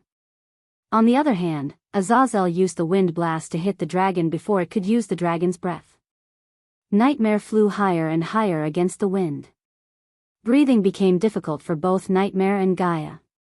Nightmare flew higher to the point they no longer saw any storm or snowfall. The royal dragon opened its mouth wide to sink its teeth into Nightmare. Gaia held onto the spikes on Nightmare's spine to avoid losing her balance. "Now would be a good time," Gaia shouted, looking at the violet glow inside the royal dragon's mouth. She felt the temperature rising by several degrees. It was evident the royal dragon was about to use its dragon breath. She could swear she saw the royal dragon grin devilishly. Nightmare was exhausted. Every flap of his wing took a great effort. Finally, Nightmare lost his strength. He closed his eyes as the royal dragon opened its mouth as wide as it could. Anyone in this situation would panic or shout, but not Gaia. A grin emerged on her face. When Nightmare was about to fall down, a bolt of lightning struck the royal dragon from above. The lightning bolt struck straight into its wide-open mouth. However, it was not just a lightning bolt. Instead, it was Ghost who flew straight into the dragon's mouth using the lightning dash. The moment Michael went into the royal dragon's mouth, the dragon's predatory eyes glistened with pain. The smell of burning flesh overwhelmed their senses. Why? Because Michael covered himself with the dark flames.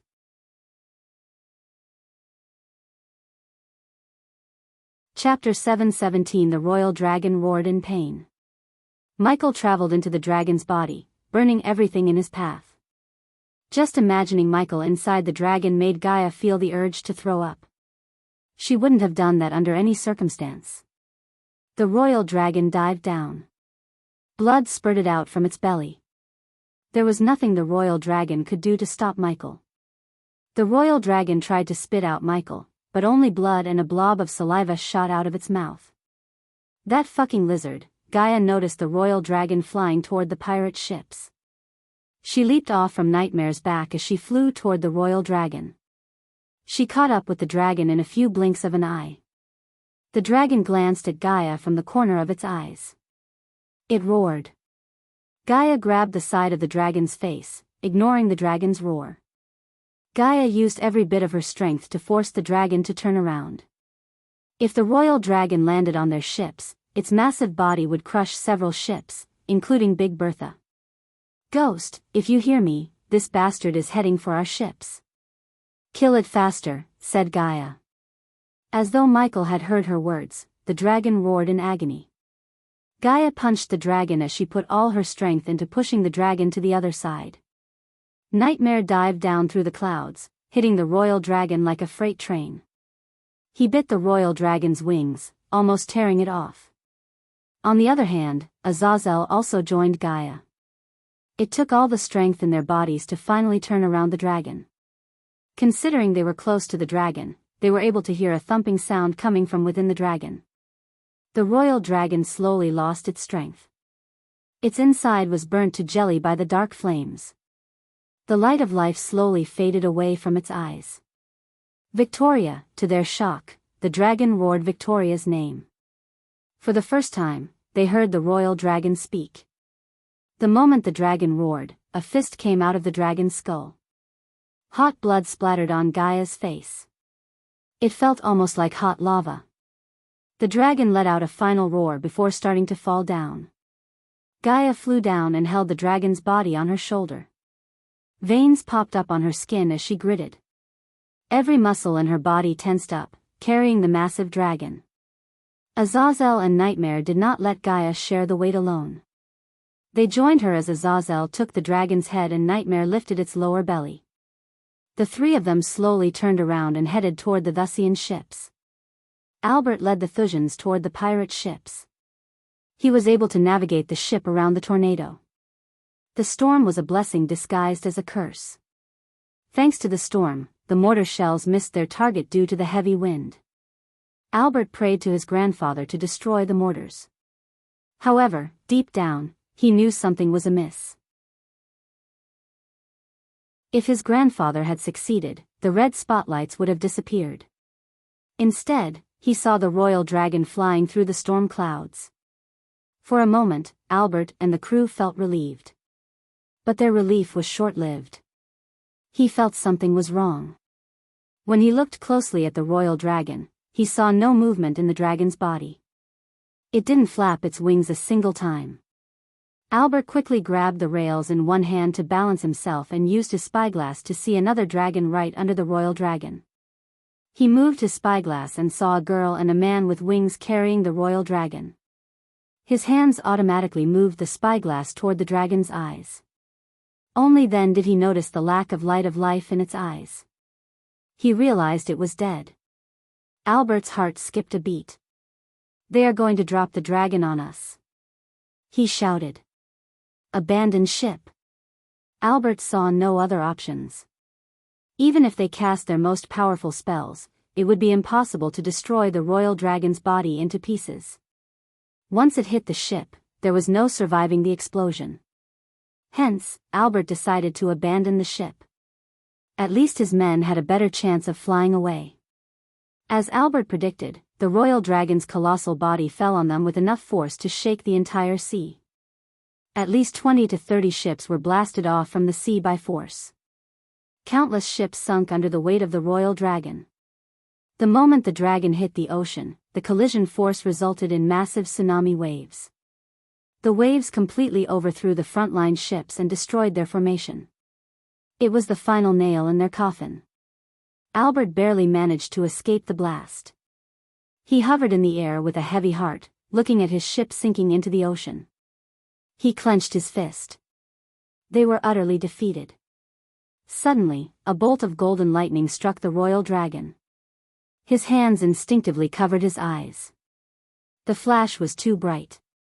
When he moved his hands to the side, he saw a figure slowly emerging from the lifeless corpse of the royal dragon. He was completely covered in blood. But the heavy downpour washed off the blood from his body, revealing his identity. "Ghost," Albert mumbled. Albert's nail plunged into his palm. He couldn't keep his anger in control when he saw Ghost smiling at all the death and destruction. The burning ships almost turned the dark night brighter. Michael had a glass bottle in his hand. It contained the blood of the royal dragon. Thanks to Gaia and Nightmare killing the soul refiners, Michael was able to reach the half-immortal stage level 6 when he slew the royal dragon. He summoned the system to take a look at his status window. Host, Michael Cultivation level, half-immortal level 6 godhood, fledgling god experience points, 0/5, 000, badass points, 800, 000 skills and spells, Wind Blast, LVL 6 ultimate form level 1 Eyes of Doom, LVL 5 ultimate form level 1 Responsive Shield, LVL 8 Environment Scanning, LVL 8 Ignitia, LVL 8 ultimate form level 1 Silenes, LVL 1 Lightning Dash, LVL 6 ultimate form level 1 Energy Devour, LVL 5 Soul Eater, LVL 5 Death Range, LVL 3 Eyes of Darkness, normal, can sense the cultivation level of others. Eyes of Darkness, Lucifer, can sense the cultivation level of others, can see through illusions. Cloud of Darkness, Lucifer, weak-willed enemies will lose their courage completely and surrender. Death range will be 50% more powerful, and if activated in darkness, the host's cultivation level will be boosted 4 levels up regardless of the stage barrier. Wordless Spellcaster, Lucifer, in full Lucifer form, the host just has to think of the spell to cast it. Techniques, Swords of Destiny, 98% Mastery Ring of Fire, 94% Mastery Serpent Maga, 98% Mastery Occupation, the Guardian of Sunrise Sect Lord Lucifer of the Abyssal the Dark Lord status, Healthy Goals, Control the World Rebuild the Order of Death Utility Function, Banker, LVL 5, Ratio, 1000 gold coins, 40 badass points, Runic Teleportation X-Ray Vision, also integrated with Eyes of Darkness, Wealth, 15 million gold special trait, 5-star Alchemist 5-star Inventor Subordinates, Gaia, Warrior, Loyalty. Level 100%, Raylene, 5-star Chef, Loyalty level 99%, Arya, Assassin, Loyalty level 89%, Maxine, Warrior, Loyalty level 98%, Tiberius, Warrior, Loyalty level 75%, Sadie, Loyalty level 60%, Ricky, Loyalty level 98%, Titus, Loyalty level 70%, Optimus, Loyalty level 70%, Big Bertha Crew, Pirates, Loyalty level 93%, Base of Operation, Sunrise Sect the Abyssal the Crypt Familiars, Nightmare, Forest Dragon, Vidora, 3-headed Hydra, Elemental Manipulation, Wind 20% Mastery, Fire 20% Mastery, Lightning 30%. Mastery, Darkness 35%. Michael was neither happy nor disappointed at himself. All he felt was the urge to be stronger. The destruction of Thujan's ships made him happier than seeing his status window. He clenched his fist. He wanted to kill the rest of the Thujans. As soon as he exited the system, he sensed several people rushing toward him from all directions. "Let me take care of them," Michael heard Gaia's voice. But he raised his hand, wordlessly telling her to stand down. Take care of the soldiers. Destroy half of their ships, and I will take over the rest, Gaia finished Michael's words. The soldiers flew straight toward him, all wore identical clothes. They covered their heads with dark cloaks. Michael wondered what they were trying to achieve by heading straight toward him. The strongest one among them was a fusion stage level 4 cultivator. Even if they were all fusion stage cultivators, they would have no choice. The majority of the soldiers were at the core formation stage. Michael was confused. Still, Michael did not underestimate them. He flew away from the battlefield into the dark clouds. He quickly cast the lightning dash to increase his speed. The distance between Michael and the soldiers grew quickly. Michael did not slow until he flew straight into the tornado itself. By doing this, Michael tested the soldiers' resolve to kill him. In other words, Michael wanted to see how badly they wanted him dead. To Michael's surprise, the soldiers did not slow down, not even a bit. Michael slowly disappeared into the dark tornado. The soldiers finally slowed down a bit. They couldn't locate Michael. Use the tracking scroll, Franklin, the leader of the elite death squad, ordered his men. One of them quickly took out a glowing silver parchment. A single rune radiated a bright silvery light. The soldier quickly tore it in half as the glowing rune appeared in the air above them. In the center of the tornado, Michael saw a thin yet bright layer of light appear on him. The soldiers immediately turned their heads toward Michael's direction as though they had seen him through the tornado. You guys never learn, Franklin heard Ghost's words echo through the air. But thanks for making me stronger, Franklin heard Ghost laugh. Franklin felt his neck hair stand up. Before he could react, hundreds of golden lightning bolts struck from above. He immediately took out another scroll, tore it, and teleported away.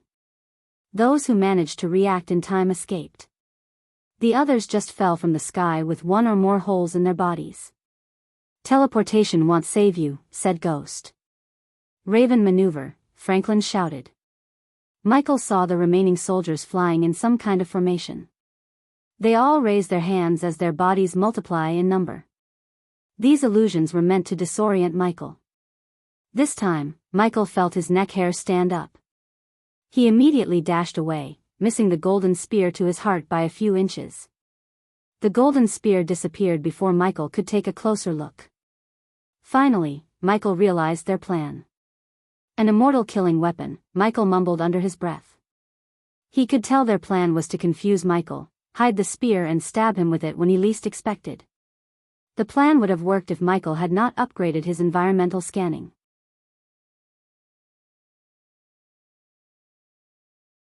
Chapter 7:18 Michael cracked his neck as the death squad surrounded him. The soldiers quickly cast various spells to protect themselves from him. They tore some scrolls to boost their strengths. Although Michael did not know what these scrolls would do, he could tell they were fully prepared to face him. Furthermore, the soldiers hid the golden spear. Michael scanned them all with his X-ray vision, yet he was unable to see who was holding the spear. It seemed to him they had used some powerful runes to hide the weapon from his sight. Panther formation. Michael saw the fusion stage warrior shout. Following his order, the soldiers took out a yellowish pill and tossed it into their mouths. Michael was surprised by the energy radiation from the pill. They were all at least 96% pure pills, which meant they were concocted by a 6-star alchemist. Michael looked at the soldiers curiously to see what the pill could do. They soon quenched Michael's thirst for curiosity by dashing toward Michael faster than a typical core formation warrior's abilities. Granted, they were now here close to Michael's speed, but they were fast enough to make a soul refiner lose their sight. To Michael's surprise, a golden spear appeared in everyone's hand. Not that Michael had no way of finding out the real spear, he just wanted to try something else. Michael hovered in the air without moving an inch. He didn't even cast a spell. The soldiers didn't hesitate to strike Michael. Instead, they dashed at him with the ferocity of a beast and swung the golden spears left and right. The spear cut through Michael's clothes. Still, none of the spear strikes hurt his skin. After being tempered by the lightning strikes when he crossed the heavenly tribulation, his body became tough as metal. Normal weapons such as these golden spears stood no chance of hurting him, unlike the real golden spear. On the other hand, Gaia, Nightmare, and Azazel slaughtered the soldiers on the sea. The more people they killed, the more experience points Michael earned. Azazel especially turned into a killing machine. He didn't even use any spells but killed them with his bare hands. At that moment, Gaia landed on a frigate. Nightmare breathed frost around the ship, freezing the water to prevent the ship from moving. The strongest soldier on the deck was a core formation warrior. He was busy turning the rudder until Gaia sent an arrow straight through his head. His crew panicked. Several chakras appeared around Gaia as the remaining soldiers began to cast spells. However, Azazel landed directly on the center of the deck. He flapped his wings, sending a powerful gust of wind. Some soldiers were immediately knocked down by the wind's force. Azazel leaped into the air before landing right beside two soldiers. The soldiers panicked, and before they could react, Azazel grabbed their heads. Gaia saw their heads explode like watermelons. Until now, Gaia had never seen the demon side of Azazel. Truth be told, she almost forgot Azazel was a demon and not a butler. He mimicked Michael's lightning dash to wreak havoc on the deck. In a couple of seconds, Gaia saw several bloody veils of mist in the air. Eventually, the soldiers fell down without their heads. Nightmare's kills were less brutal than Azazel's. He just flew above the ship, breathing frost to freeze the soldiers. After he froze them completely, Nightmare landed on the ship with enough force to shatter the frozen soldiers. Gaia only focused on killing the strongest one on the ship. He let Nightmare and Azazel have fun. What's happening there? Gaia looked at the swirling tornado. He couldn't see anyone or anything except blue bolts of lightning. Deep inside the tornado, the Death Squad soldiers led by Franklin went all in. They cut Michael's clothes into pieces. Michael ripped off his top, revealing his chiseled muscles. He waited for the real immortal killing spear to strike him. Star formation, Franklin shouted. They couldn't even make Ghost bleed a drop of blood until now. This was the first time Franklin had fought a half-immortal. He read about how tough their bodies were, but it was still shocking to experience it in person. Whenever Franklin cut Ghost with the golden spear made of pure arch-energy, he felt like he was cutting a metal block. He had a feeling Ghost was toying with them. He didn't even try to move or cast a spell. Instead, he hovered over the air, letting his soldiers attack him from all directions. Unlike Albert, Franklin didn't believe Hubert was still alive. If he was, the Thusians wouldn't be getting bombarded with mortar to this moment. The star formation was a code word to strike Ghost with the real immortal killing spear. Before the battle, the Death Squad had a meeting to finalize their attack plan with Edith. She wasn't a strategist, but Franklin and his men received many powerful scrolls from her. According to her, Ghost possessed an ability to see how strong his foes were despite the void effect. Hence, they decided to keep rotating the spear between the soldiers instead of Franklin keeping it. Since he was the strongest among them, Ghost would naturally target him, and if he had the spear, Ghost could kill and take the spear to himself. At that time, there would be nothing left to stop him. Franklin knew Ghost was underestimating them. That was the reason he was letting them attack him. Franklin decided to use his arrogance against him. As soon as the soldiers heard Franklin's order, they moved to form the star formation. Ghost was the center of their formation. The soldiers dashed forward with lightning speed. From the ground level, Gaia saw flashes of bright lights inside the dark tornado. When Franklin was a few meters away from Ghost, he flicked his wrist as the golden spear materialized in his hand. He did not wait for Ghost to turn around. 3 soldiers stabbed Ghost with their golden spears at the same time. This time, one of them was the real immortal killing weapon, and Franklin held it. As he and his men practiced, they transferred the rune to summon the real spear to Franklin at the very last second. The moment he received the rune, he summoned the spear and plunged it straight through Ghost's heart. Ghost coughed up blood as he grabbed the spear sticking out through his chest. Franklin twisted the spear. The images of his team getting struck by lightning bolts flashed across his eyes. He pushed the spear deeper. The soldiers finally stopped flying around Michael. They all felt relieved. Blood trickled down Ghost's mouth. "This is for all the Thusians you killed," Franklin growled. He pulled the spear and stabbed Ghost again. Although they fought wars from all sides continuously, they had never felt terrified until Ghost took over the cities they conquered in a couple of days.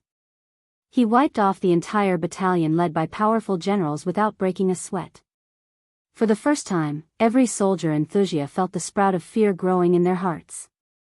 Seeing Ghost bleed and cough out blood was worth all the men and ships they had lost. Without Ghost, they could wipe off the resistance in a week or two. When Franklin stabbed Ghost for the 4th time, the soldiers felt relieved. But their relief was short-lived. Suddenly, a grin appeared on Ghost's face.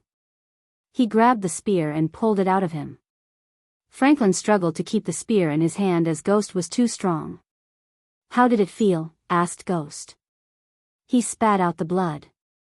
The devilish grin on his face sent chills running down their spines. Yet again, Michael spat a mouth full of blood. Despite the blood, his face showed no signs of pain. Franklin grabbed the spear with his 2 hands. Still, he couldn't overpower Ghost. "Back me up," Franklin shouted as the soldiers rushed to his aid. Some grabbed the spear, while some grabbed Michael's hands. At that moment, almost 30 soldiers struggled against Michael. "Shit," Franklin growled.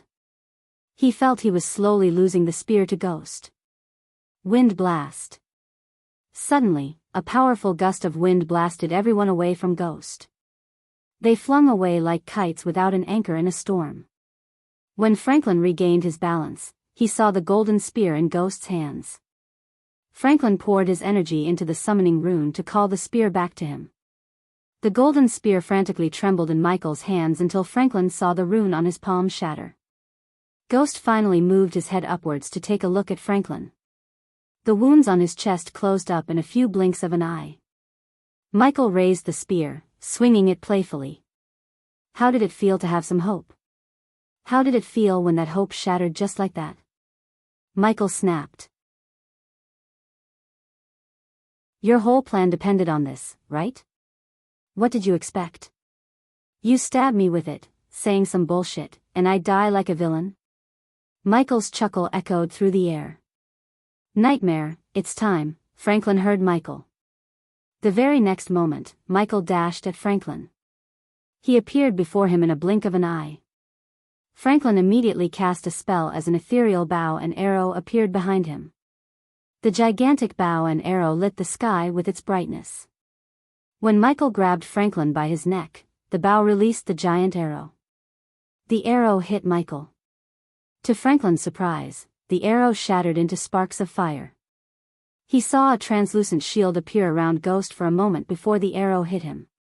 Franklin felt Ghost's grab around his neck tighten. He heard a thunderous roar. It was difficult for him to move his head. Still, he was able to see a dragon's shadow in the sky below them. While Franklin struggled under Michael's grab, Nightmare reached the bottom of the tornado. He flew around it, breathing frost onto the tornado. Gaia couldn't help raising her brows when she saw Nightmare freezing the entire tornado from down to the top. The temperature dropped by several degrees as Franklin watched his men getting froze to death without being able to do anything. "What are you?" Franklin barely managed to utter these words. "A god."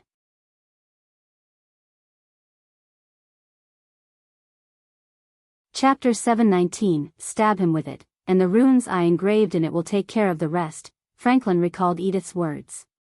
He and his men were told that Ghost would die if he stabbed Ghost with the spear. On the contrary, nothing happened to Ghost. Even without Edith's runes, Franklin lived long enough to know a half-immortal could be killed with an immortal killing weapon.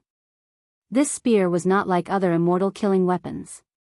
Instead, it was forged using several bones of a level 10 immortal and drenched in the immortal's blood for a year. He knew it should have killed Ghost. Michael lifted Franklin up. He was about to snap Franklin's neck when he sensed someone appears behind him. None of Franklin's men survived Nightmare's frost breath. The majority of them were stuck inside the frozen tornado, while a few were shot down from the sky by Gaia. It was Albert who decided to face Michael. Michael slowly turned around without letting go of Franklin. "Who are you?" Michael creased his brows. Not that Michael was ridiculing Albert, he seriously didn't know him. "Did you kill General Hubert?" asked Albert. Michael didn't respond to Albert. Instead, he pointed his finger at Albert. The golden lightning bolt crackled around Michael's fist before shooting toward Albert. Before Albert could react, a golden bolt of lightning penetrated his head. In the end, Albert couldn't keep his word to Hubert. Michael ended his life within a snap of time. Showing before Michael wearing the armor of Thusia was equal to killing themselves. Franklin saw the last member of the proud Mertz family falling from the sky. It made him wonder whether this was Thusia's end. "Yes," he said as though Ghost had read his mind. Franklin suddenly felt a sharp pain in his neck before everything around him turned dark. Finally, Michael let go of Franklin's body. Congratulations to the host for leveling up. The current stage is half immortal level 8, thanks to Gaia, Azazel, and Nightmare slaughtering the soldiers. Michael was able to get to level 8 without much effort. After he killed Franklin, Gaia flew straight to Michael. Because Nightmare had frozen the tornado and the pirate ships stopped destroying the Thusian ships, the sea finally calmed down. Even from afar, Michael could smell the burning flesh and oil in the air. "That's a nice spear," Gaia said, looking at the spear. "Not just a spear. An immortal killing spear." Michael told everything that happened, from the death squad appearance to Franklin stabbing him with the spear. The moment Gaia heard Michael let Franklin stab him, she squeezed Michael's shoulders. Her eyes glistened with anger and concern. "What the hell were you thinking?" Gaia almost slapped Michael. "Relax. If any immortal killing weapon could kill me, Qin Jiao and the Mazeroth founders wouldn't have made god-killing arrows. But it's good to confirm I cannot be killed with these things." Michael looked at the golden spear in his hand. "Please don't be too haughty, host. Although these weapons cannot kill you, you will lose your cultivation if you get stabbed through your head. If you get beheaded, your skills and spells will be reset to level 1, and you will float as a soul until the system finds you a body. It might take a week, a month, or even decades." The system sounded like it was yelling at Michael. The system's response wasn't a big surprise to Michael. "So we have to prioritize finding the god-killing arrows and the armor pieces you told me about earlier," said Gaia. "I already found one piece." Michael used the system to find one of his armor pieces for 300,000 badass points. He didn't know how many pieces there were. However, if his past self left these armor in pieces, it meant he did that for a reason. Most probably, his past self did not want others or the Sky Hall to find the armor. He must have known his future self would use the system to find those armor pieces and assemble the armor. Michael wondered what made his past self reset an entire universe. He had few clues after hearing about Gaia's dream and his journey into various universes. "But if you pull any shit like this again, I will finish what the Sky Hall couldn't." "Of course you will, my dear Queenie." Michael wrapped his arm around her shoulder, pulling her closer to him. "My lord." Azazel flew directly to Michael. He bowed his head. His body was completely drenched with blood, and his eyes were with excitement. "You had a good time?" asked Michael. "I have to say, my lord. I'd love to experience this feeling again." "Keep your battle lust in check, Azazel. Don't let it go to your head," Gaia advised Azazel. After seeing how he slaughtered those soldiers, Gaia feared Azazel might become too addicted to killing people. Michael also noticed the glistening lust for blood in his eyes. He had seen the same battle lust in Spectre's eyes. But Michael did not say anything because he would take time to train all of his subordinates. He had ways to break one's lust for blood. "Azazel, head to the dark forest and get yourself cleaned up. I want you to keep a close eye on all our people. I have a feeling the Thusians will hit back harder after this." "As you wish, my lord." Azazel bowed toward Michael and Gaia before vanishing into thin air. Nightmare came flying to Michael as Gaia and Michael leaped onto his back. Several ships carrying King Gunnar and King Baldur's army finally reached the docks. Big Bertha did not come closer to the Golden Port but teleported back to the southern continent using Elidor's teleportation array. Now that Michael's naval army had wiped off almost two-thirds of the Thusian army, he let the army deal to occupy the Golden Port. Michael didn't bother to check on the army. Instead, he returned to King Gunnar's castle. Surprisingly, King Gunnar was there to welcome Michael, Gaia, and Nightmare with Yagner, General Bryce, and Prince Devarius. Their faces were brimming with delight. The three of them watched the Thusians getting destroyed by Ghost's naval army while they were inside the Thusian warehouse. Although they were terrified by the power of Ghost's naval army, they were glad he was against Thusia. Moreover, they robbed the warehouse clean. They knew that would certainly hurt the Thusians in their war. While walking toward them, Michael willed the system to equip a new set of clothes. Master Ghost, how's the war going? We saw your naval army was destroying the Thusians left and right, General Bryce grinned from ear to ear. It's over. We won. The Golden Port is yours, the smiles on their faces froze. You should quickly visit there and solidify the defenses. We don't want the Thusians to hit back, do we? Said Michael. Plus, your men need you until I finish some things up here, said Gaia. I assume you did your job well, Yagner nodded. Good. We can discuss it later. Now I have something else to do. Please excuse me, of course, King Gunnar said. Leaving them behind, Michael headed toward his room. What are we doing? Asked Nightmare. He jumped onto the bed.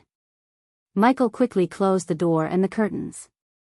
Afterward, Michael willed the system to teleport them to the pocket dimension in the dark forest.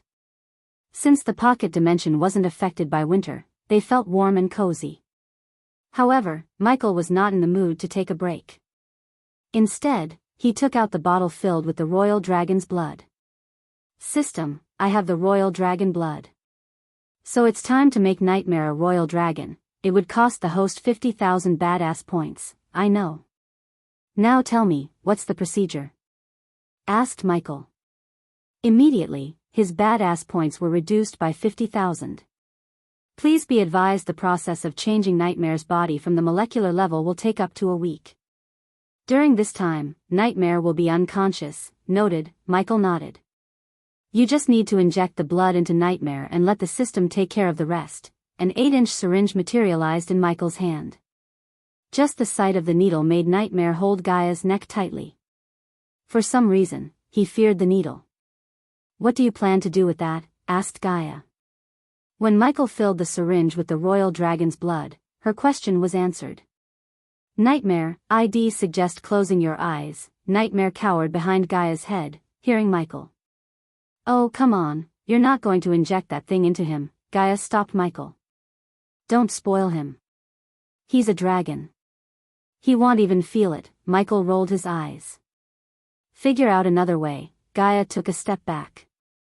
She was not willing to let Michael stab Nightmare with that giant needle. Nightmare, Michael called out. Nightmare. His voice was stern as Nightmare slowly peeked his head through Gaia's hair. Don't you want to be stronger? This injection can make you an unstoppable royal dragon. Nightmare's eyes sparkled. He slowly climbed on top of Gaia's head and stood on his two legs. What's wrong with being a forest dragon? We just killed a royal dragon. Bloodline means shit when you don't have power and battle experience, Gaia protested. Although she was right as usual, Michael wanted Nightmare to be a royal dragon. He didn't want Nightmare to feel inferior to any dragon in this world. It's okay, Nightmare nudged Gaia's head with his face.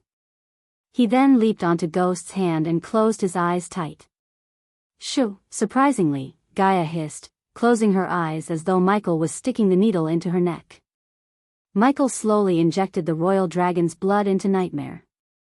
The more he injected the blood, the hotter Nightmare's skin felt. He placed Nightmare under the apple tree. You can open your eyes now, Michael said to Gaia.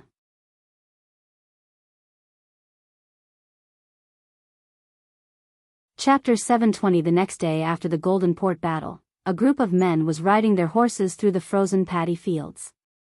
There were 20 to 30 wooden houses covered in snow. The women and men in the village stepped out of their warm homes to start their day. From the outside, the village looked no different than any other farming village. But this village was something more. It was a place where the Northgard rebels were hiding. General Zachary, the winter seemed to have hit this village pretty hard. Don't you think so? The man who led the group asked General Zachary. Except for the leader, the others were adorned with leather armor with metal plating to protect their chests and shoulders. 6 of the 7 of them were soul refining stage warriors. The leader was at the fusion stage level 10. He was none other than General Booth. Now, after being offered the Duchy of Valeria, he was called Duke Booth by the Thusians. Duke Booth halted riding his white-maned horse and stared at the village in the distance. I think we should warm them up. Booth turned his gaze toward Zachary. His eyes glistened with killing intent. General Zachary nodded. Wasting no time, General Zachary ascended to the air. He flew toward the village. Bring me the village leader and 5 others, Booth said to another soul refining stage general. Burn the rest, Booth said. He was nonchalant. To him, burning this village was no different than having breakfast. He lost count of how many villages he burnt down and how many people he had killed. The villagers didn't notice Zachary hovering in the sky above them. The snowfall made their vision blurry. Their peaceful day took a turn for the worst when a fiery boulder hit the center of the village.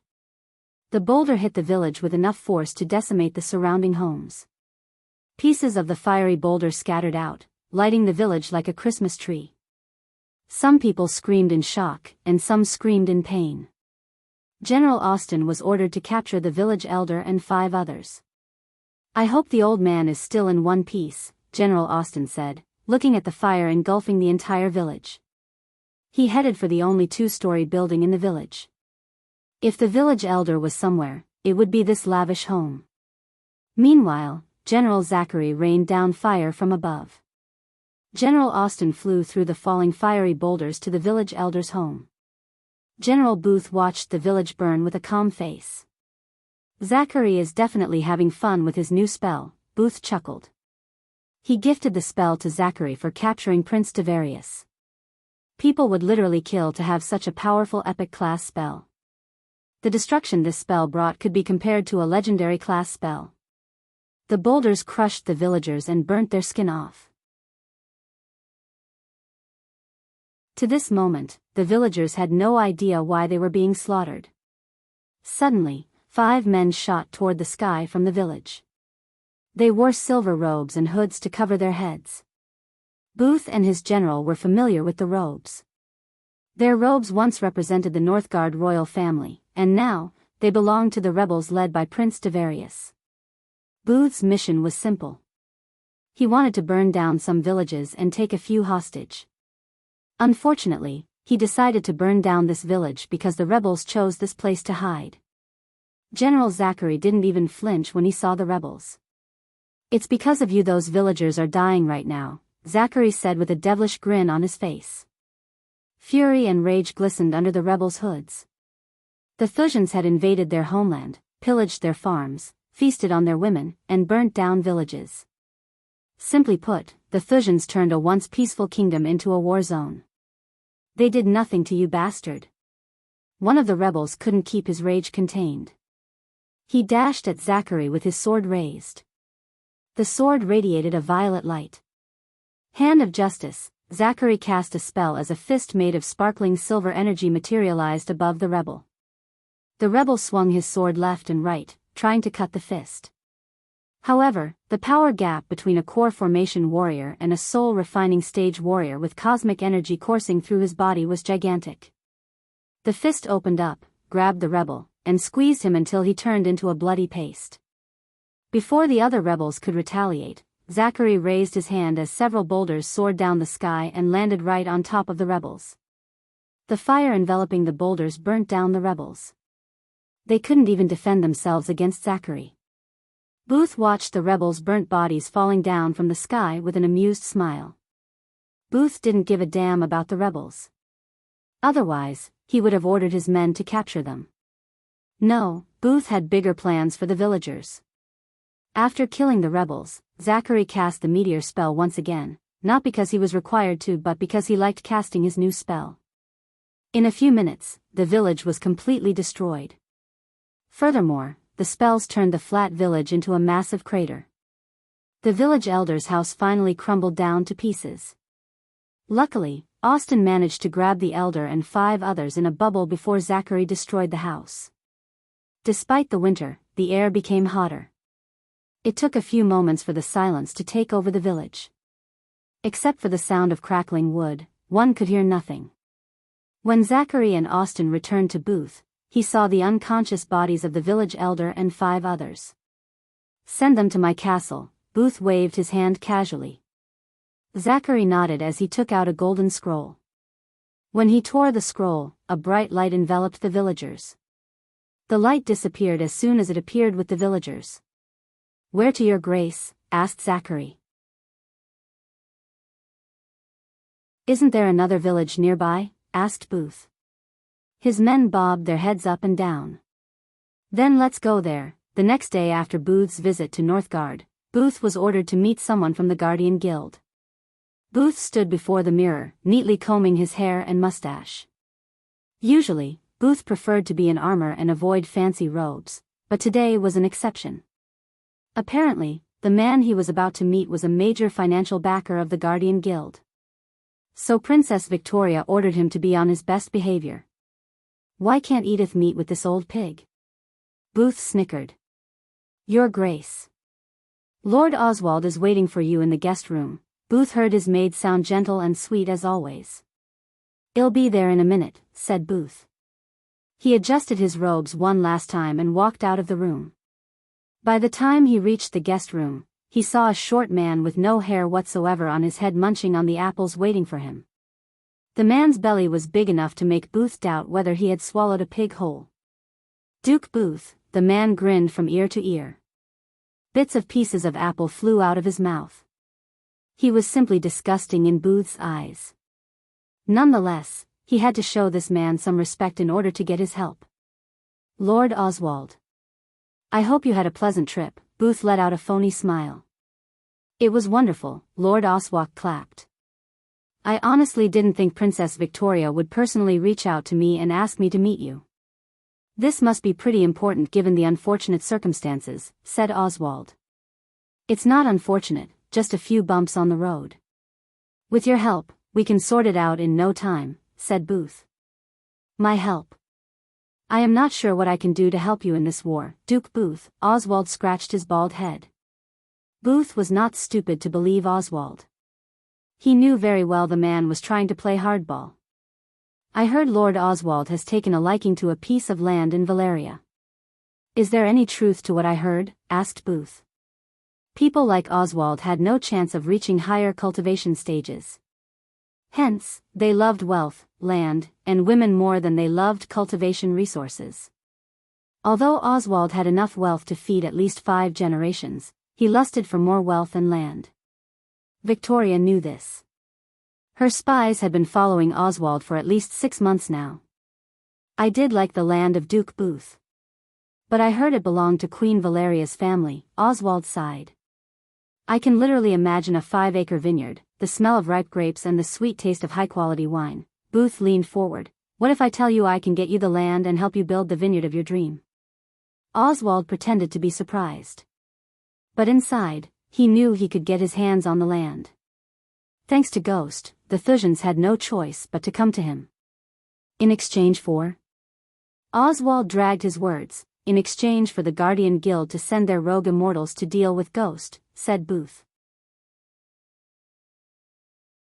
"That's a pretty big ask for a piece of land, Duke Booth." "It's not my decision but the board's decision," General Booth smiled. "We both know your capabilities to sway them to your side, Lord Oswald. Also, it's not only about the land, it's power and respect. Let's just assume I can help you. There are 7 others on the board. Convincing them to vote to send an immortal to Thusia to help you win a war that you started first is nothing but impossible." Oswald shook his head.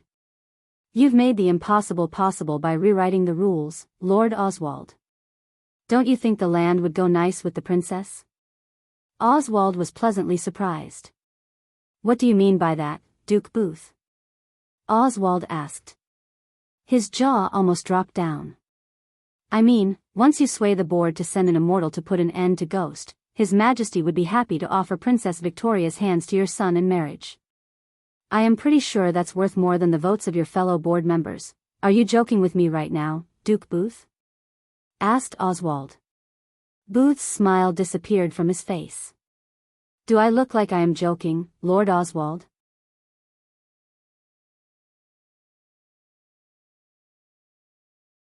Chapter 721. A few hours later, Edith arrived at Booth's castle. The moment Edith entered the guest room, she saw Booth waiting for her with his men. Judging by the dark lines on his face, she could tell the negotiation with Oswald did not go as Booth liked. Miss Edith, Booth greeted her with a light bow. How did it go? Asked Edith. I have good and bad news. The good news is that Gross Pig agreed to help us. The bad news is the Guardian will only send a half immortal off the books, said Booth. They are afraid of the effects of two immortals battling it out. Edith joined Booth and his men at the table. I expected this. But if my plan worked, the Guardians would be forced to send all their immortals after Ghost. Give me the reports of the Golden Port battle. Booth grabbed a scroll and slid it toward Edith. She opened it up to read everything that had transpired in the Golden Port. Victoria's spies wrote everything that happened in the Golden Port from start to finish. General Franklin finished his mission, said Edith. Booth was confused by her words. As far as he read the report, Ghost massacred the Death Squad. Furthermore, they managed to lose the immortal-killing weapon given to Franklin by Princess Victoria. That spear was more valuable than Franklin's life. So even if Franklin was alive, Booth would have killed him just for losing the spear. Unless his mission was to lose the spear and die, I don't see how his mission was a success. General Zachary rolled his eyes. That was his mission. Everyone, including Booth, was startled by her answer. Is there something you need to share with the group, Miss Edith? Booth's voice became cold. As the general of the Thusian army, Booth did not like secret plans behind his back. Judging by the look in Edith's eyes, Booth could tell she did plan something behind his back. I placed a special rune on the spear. Special rune? Booth tilted his head. Do you remember that the Dark Lord chased Ghost to the Royal Land Holy Church and almost killed him? Booth and his men nodded. Thanks to the talented engineers and rune masters in Thusia, we have managed to create a rune that would mimic the Dark Lord's energy signature. Seeing the bewildered faces of the generals, Edith sighed. She took a moment to simplify things for them to understand. Just think that the rune will make Ghost look like the Dark Lord, said Edith. Truth be told, even Edith wasn't clear about the effects of the rune. Unlike she told Booth and her men, neither she nor the Thusians created the rune. Instead, she found the scroll instructing her how to create the rune to stop Ghost in her room. To this moment, she had no idea who left the rune or how they managed to get into her room in Thusian Castle, one of the most protected places in the world. The circumstances forced Edith to create the rune instead of finding out who had left it in her room. So why aren't we not activating the rune? If what you said about the rune was true, we don't need Oswald, said Booth. We need 4 more days for the rune to stay with Ghost. According to this report, he had taken the spear with him. Let him keep that. We just need 4 more days, said Edith. After meeting Booth, Edith returned to her room in Thusian Castle. To her shock, Layla was standing inside her room with an ancient parchment in her hand. Layla's eyes were both filled with anger and concern. What is this? Layla raised the parchment with several runes and instructions written on it. It's nothing. Edith rushed forward and snatched the parchment from Layla. And what the hell are you doing in my room? Isn't it enough for you to stay in the castle? Now you need to stay in my room? Edith snarled. You created something you shouldn't have. You are making things worse for everyone, Edith. Layla's voice was colder than usual. Although she was not a rune master, she knew enough to know Edith had created something to turn Ghost into the Dark Lord in front of the world. Layla didn't come here to protect only Edith but also Ghost. Seeing Edith stoop to such lengths to save Thusia and the royal family hurt Layla. At least I am doing something. Edith's eyes turned red in anger. You're trying to frame Ghost for being the Dark Lord. He doesn't deserve that. Don't you think Thusia has taken enough from him? You know everything they did to him. Why are you still siding with them? Because Victoria is my friend. Edith stomped the floor. And I am your sister. Layla raised her voice. Do not do this, Edith. If you do this, the Thusians will keep hurting innocent people. Open your eyes, Layla. We are at war, and I picked my side. If I don't stop Ghost, he will kill Victoria and her family. I won't let that happen as long as I am alive. This is not the way to stop him. Listen to yourself. This is not you. Layla grabbed Edith's shoulder and shook her. Don't talk to me like you know me, Layla. Layla was stunned by Edith's words for a few moments. The anger in Edith's eyes shocked Layla to the core. You care about Ghost more than you ever cared about your own family, Edith. Layla gritted her teeth. The temperature in the room suddenly dropped by several degrees. What? You want to kill me? Edith growled. You have never ever given a damn about your family. Layla slapped Edith with enough force to make Edith stumble backward and fall down. Blood trickled down from the corner of Edith's mouth. There she is. That's the Layla Alden I know. That's the Layla Alden our father knew. That's the Layla Alden our Alden family knew before they killed our father because of what you did. Edith's eyes became watery. Don't put that on me.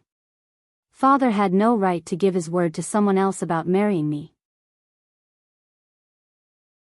It wasn't his decision to make. He did nothing wrong as a father. You could have rejected the marriage in so many ways. But no, you shamed father in front of all Gondolin. Tears rolled out of Edith's eyes. You hated him for marrying my mother, and you used his one downfall to shame him. Because of what you did, they killed our father. Edith's shout turned into a powerful wave. The flower vases in the room shattered as a result. Except for Layla, Edith's furious roar moved everything in the room. I killed them all, Layla growled. She couldn't control her body from trembling in anger. Until now, she didn't know Edith was blaming her for what happened to Nobert Alden. However, her hatred was justified. After all, Edith didn't know what really happened. If Layla was in Edith's place, she would hate her too. The only reason why Layla didn't tell Edith was the truth would destroy the image of Nobert in Edith's heart. Layla didn't want to sully the memory of Nobert. Did that bring father back? Edith picked herself from the floor. Her cheek still had Layla's handprint on it. You are the reason why father was killed. But you didn't care to stick around. I watched my mother cry every day. I watched our family decline. I lived in the mess you left behind. But where were you? You were living your life on your own island like a queen. You have no idea what really happened, just like you have no idea what's happening around you now, said Layla. Only a few really knew what really happened between Layla and her father. Not even Edith's mother knew what he really did and why Layla left her family, leaving everyone behind. Say what you want. I picked my side. Even if Victoria was in the wrong, I wouldn't leave her side. Do you know why? Because she was there for our family and me when you weren't. I might be naive, stupid, and all other things, but I am not ungrateful. Did you bother to think about the people around Ghost? What would happen to them after you frame him? I am sick of you caring for Ghost. Who is he to you? Edith raised her voice. She grabbed Layla. Who is he to you? Why are you trying to save him so much? Edith shook Layla as he continuously questioned Layla about the relationship between her and Ghost. Layla clenched her fist. He is the father of my child. The moment these words escaped Layla's mouth, Edith's body tensed. She couldn't believe what she had just heard. Silence fell over the room. What? Finally, Edith let go of Layla as tears rolled out of her eyes. Layla kept this a secret long enough. She was already hurt by Edith, so when she kept questioning her about Ghost, Layla couldn't control herself. Her legs gave up as Layla collapsed to the ground. Layla, what are you talking about? Although Edith was furious at Layla, when she saw the tears in her eyes, Edith couldn't stay mad at Layla. Despite all the hatred and anger, Edith loved Layla. That was the truth. You have a child? Asked Edith. She sat beside Layla and wrapped her hands around Layla. A spirit child, Layla mumbled. It took Edith a few moments to let her words sink into her head. Why didn't you tell me about this? Asked Edith. Layla sobbed instead of responding to Edith. It's okay. You don't have to carry the burden yourself. I am here. Please, get it out of your chest. Don't keep it bottled. I know what it would do to a person. You are always smarter than me. Tell me what happened, Layla. Edith wiped off the tears rolling out of Layla's eyes. Eventually, Layla gave up and began to share everything that happened between her and Ghost with Edith. But unknown to them, someone else was outside their room, listening to Layla's story. This can change everything, the figure standing outside mumbled.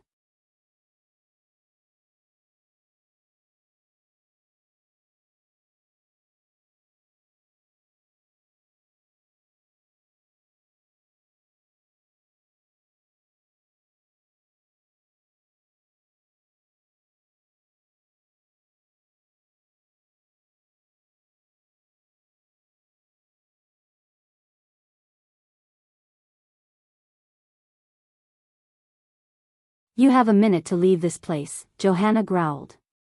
Oh shit, Austin mumbled under his breath. Since they got caught, they had no choice but to fight them. Booth would forgive them if they took the child. Otherwise, he would flay them alive just because they got caught by the girls. If you take a walk for a minute, no one will get hurt, said Zachary. Seeing no response coming from the two girls, Zachary sighed. I thought so. Fire dash, Zachary was about to cast a spell when the two girls played a string of their Venas. A powerful gust of wind knocked them into the air. It took Zachary and Austin a few minutes to balance themselves in the air. By playing a single string, the girls knocked them out. The two generals were startled by their sheer power. However, they weren't afraid of the two girls. Instead, battle lust glistened in their eyes. Zachary was tempted to use the meteor spells. However, he controlled himself, imagining the destruction it would cause. He wanted to take the child alive. If he used the meteor spell, that might become a problem. Zachary and Austin dashed toward Johanna and Nerida. The two girls played a powerful melody as a heat wave pushed Zachary and Austin backward. King's shield, Zachary and Austin cast a defense shield. A bright light shot out of Zachary and Austin, forming an energy shield in the shape of a crown. The energy crown surrounded them. With the shield around them, Austin and Zachary slowly pushed forward. On the other hand, Johanna and Nerida ascended into the air with their Venas. They continued to play the Venas. Each time they struck a chord, a powerful wave of energy hit the shield around Zachary and Austin. When the shield and the wave clashed, the shield formed several cracks. The powerful melody reverberated through the air, waking the animals in the forest. Even the snowfall seemed to have been stopped by the melody. While Zachary was keeping the shield up, Austin summoned his silver spear. He threw the spear through the energy waves produced by the two girls. As soon as the spear left his hand, another one materialized in his hand. The spear he threw soared through the air and penetrated the ground several inches away from Johanna. Suddenly, the spear exploded, temporarily stunning the two girls. They did not expect the spear to explode. Before the two girls could retaliate, Austin darted forward like an arrow with the spear in his hand. He quickly closed the gap between him and the girls. As soon as he got close to them, the girls lost their advantage. Austin swung his spear left and right. Ah! The spear cut Johanna's hand. He wanted to stab the girl through her heart, and he almost did when Nerida struck a chord to push him back. Johanna gritted her teeth and struck the string as another powerful wave blasted Austin away. The two girls had the chance to take the battle to a different area. However, They always looked over their shoulder at the cave opening as though they had something to protect.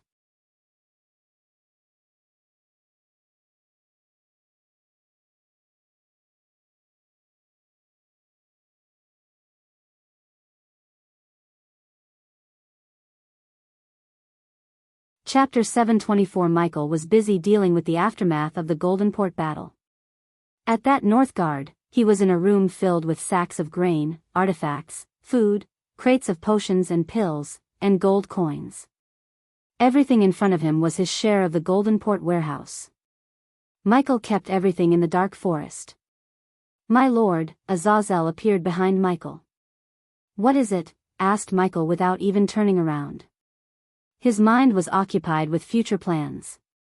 "Lady Alden has told Edith about you and her." Azazel's words brought Michael out of his thinking. He turned around with a frown. Since Layla wore the necklace given by Michael, Azazel watched everything that had transpired between Layla and Edith. Unfortunately, Michael had no idea Zachary and Austin kidnapped the spirit child to threaten him. "Why did she do that?" asked Michael. He followed Azazel behind to the surveillance room. With a flick of his wrist, Azazel replayed the recording of Layla and Edith. Michael watched the scene without blinking an eye. Looking at Layla argue with Edith, he was surprised. He never expected Layla to slap Edith literally. This was the second time Michael had seen her lose her calm and composure. Truth be told, Michael didn't think he could hate Edith more. Anyone with half a brain could tell Layla was not at fault with her father. It was obvious to Michael Norbert had done something to deserve Layla's wrath.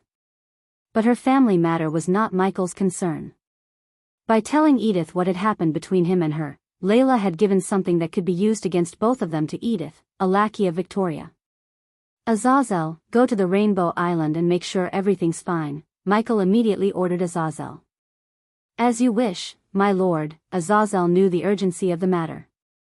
Hence, he quickly bowed and disappeared from Michael's sight. While Azazel was on his way to the Rainbow Islands, Michael headed for the pocket dimension to meet Elidor. Meanwhile, Gaia was in the southern continent in her Dark Queen armor. She met Corey to get a report of the Golden Port battle.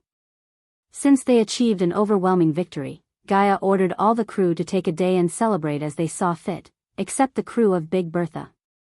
They were allowed to do anything to enjoy their day except drinking. Michael was strict about the booze policy. If anyone in his crew got drunk, he would throw them overboard. Why? Because Michael wanted them sane and clear-headed all the time. Gaia called Corey to the upper deck. She enjoyed the peace and calm of the sea around her. Winter had hit the entire world at the same time. However, the southern continent wasn't as cold as Azer or Elon. Corey approached Gaia wearing a thick fur coat. The upper deck was empty since the crew was enjoying their day on the deck below them.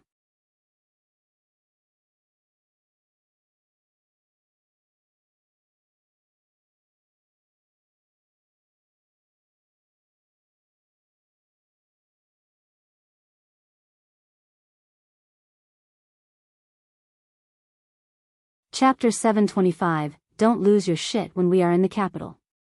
"Can you do that and follow my orders?" asked Gaia.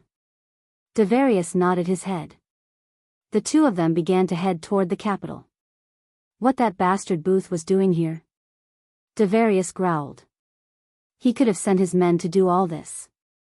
Why was he here? Devarius pondered. "Maybe he needed a win after what we did to the Golden Port," said Gaia. Eventually, after almost 2 hours, they arrived at the capital of Northgard. The capital was built amidst the gentle snows of a pristine tundra. It was truly an elegant wonder. Its grace was matched by the backdrop of modest hills, which had helped shape the city to flourish. The climate these hills brought were of great importance, but they were also influential when it came to architectural designs, as the vast majority of buildings had been built in shapes and with elements of the hills around them.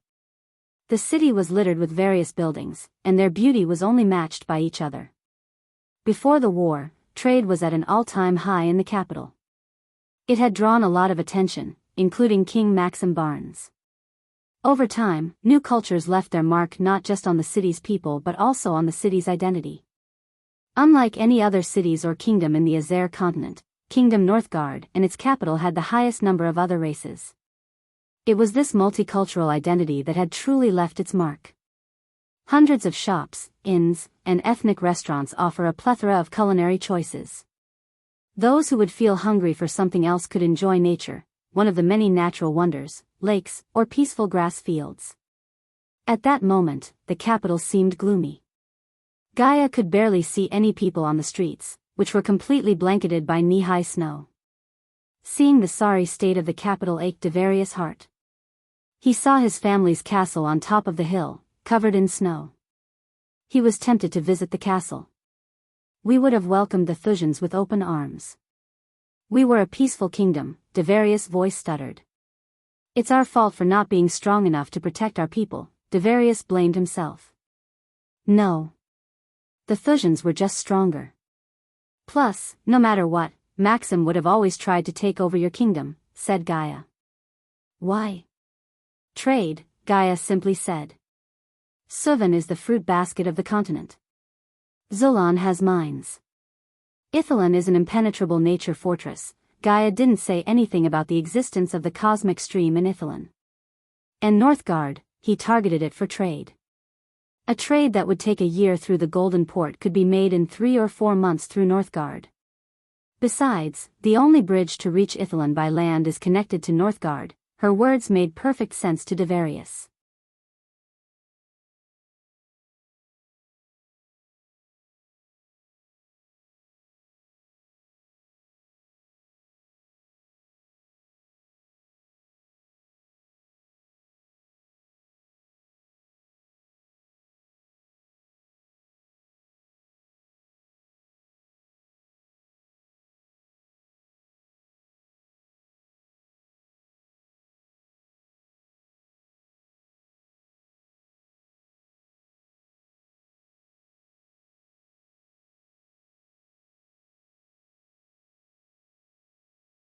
Chapter 727. Noah hovered in the sky, looking at the Rainbow Island on the horizon.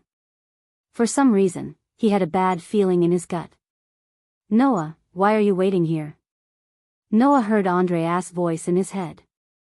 I have some bad feelings about this, said Noah. Me too, said Andreas. That weird energy. I haven't felt something like that ever before. Noah was on his way to meet Alicia when Andreas sensed something.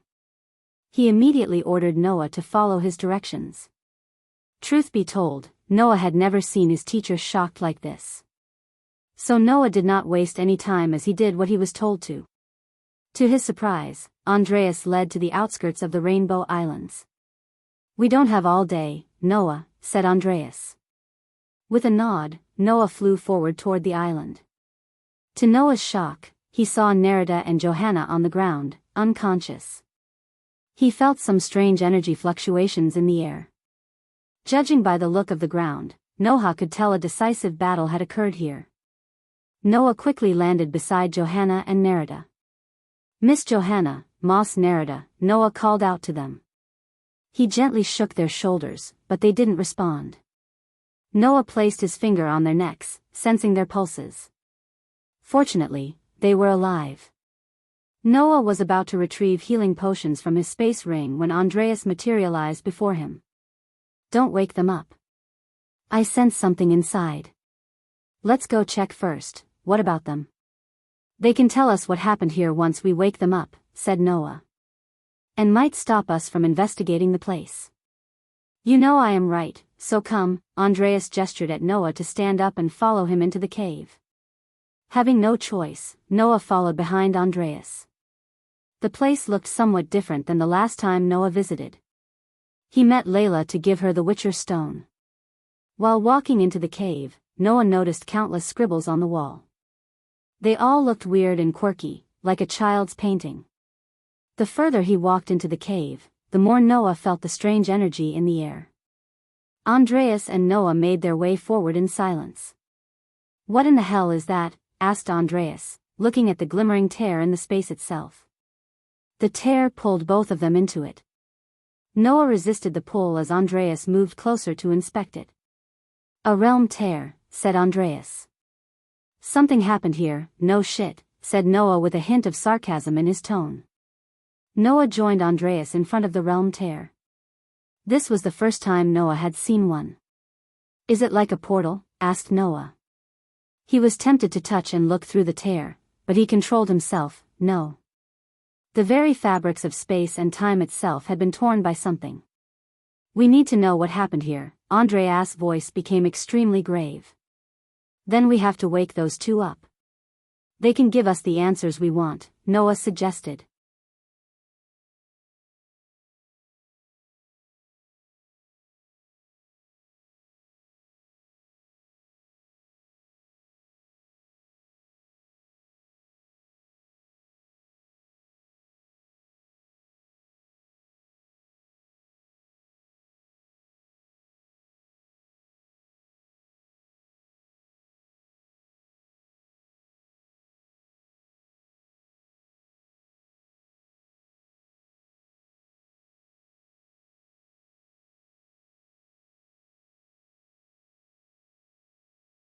Chapter 729, Your Grace. The maid entered the room after a while.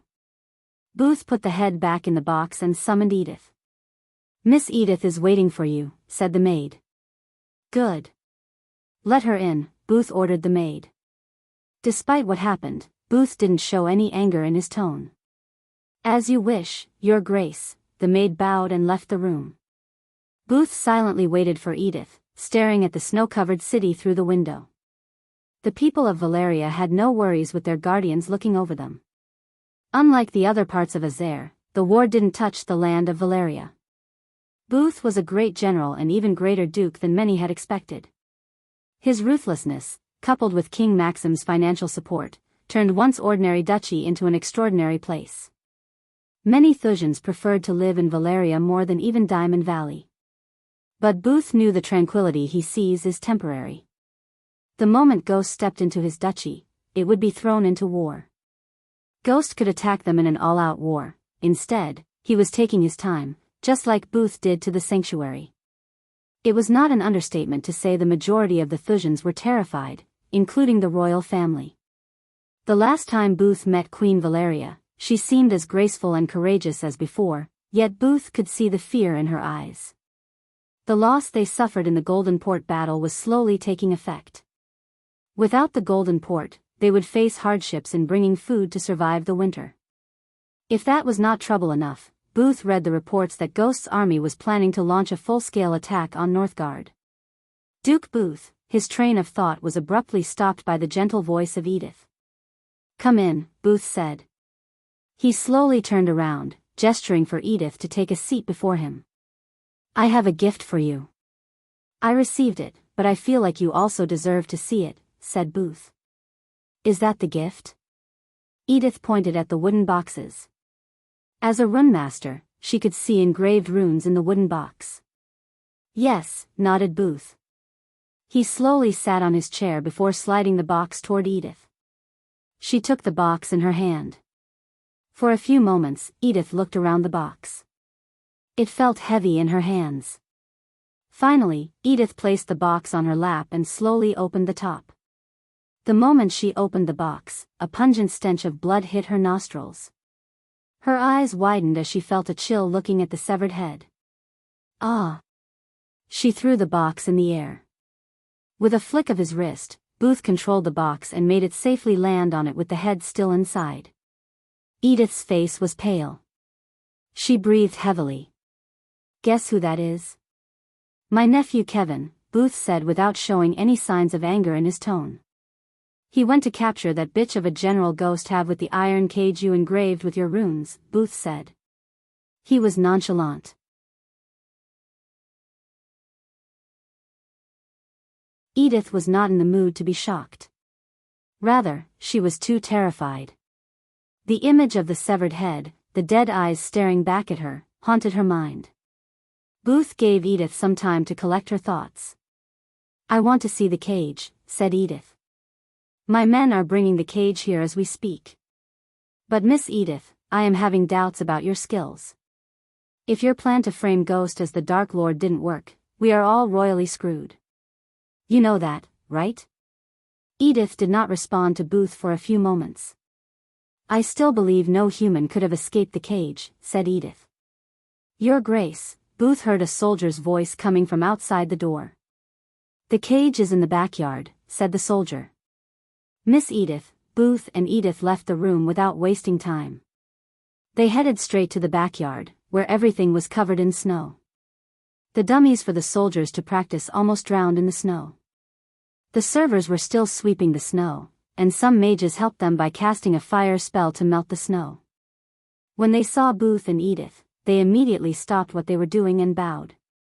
The cage was bent and looked crooked, as though it was crushed by something heavy. Edith made her way to the cage.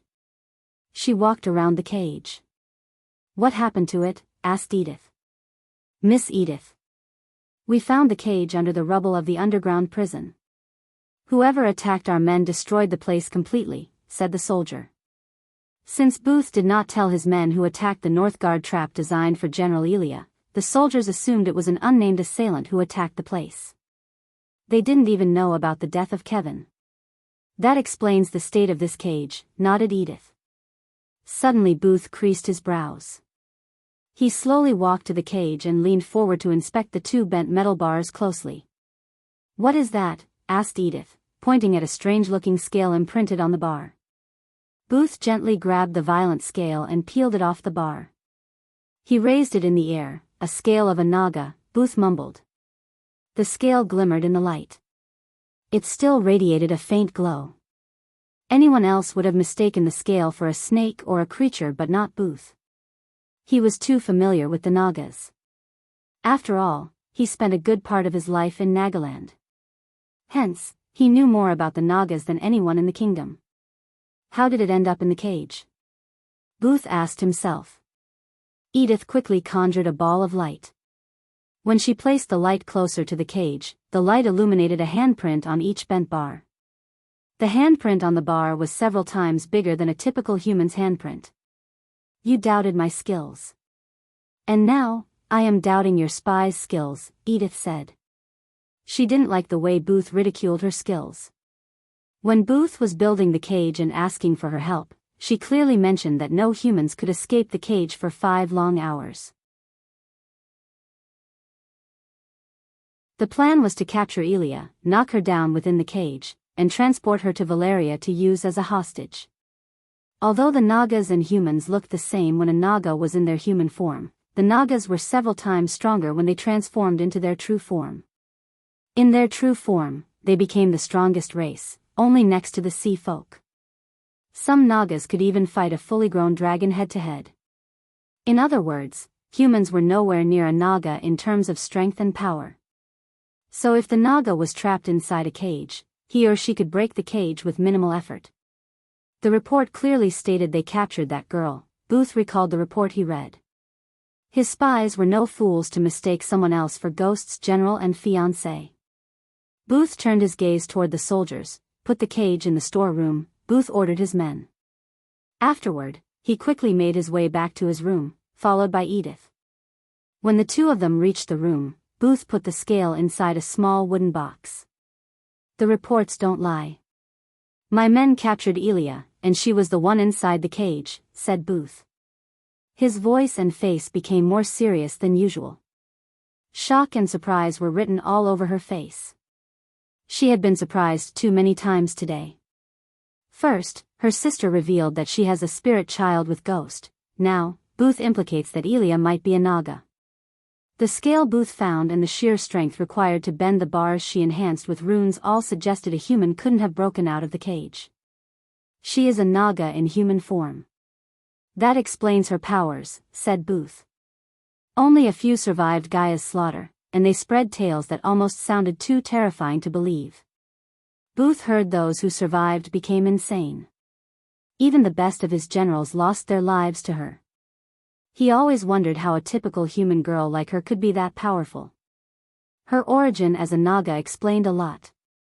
Fortunately, the Nagas were a race that preferred to stay in their kingdom.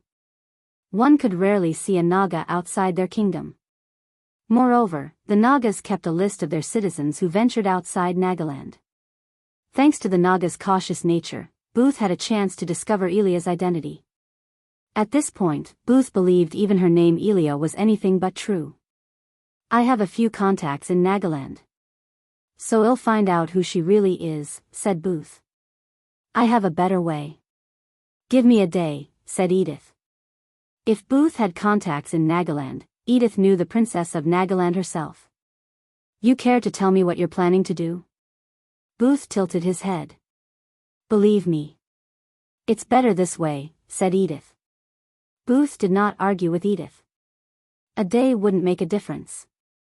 Besides, regardless of Edith's plan, Booth would send scrolls to his contacts in Nagaland inquiring about the Naga with Ghost. Edith left the room after taking the box with the Naga scale. Eventually, Booth left his room for the capital.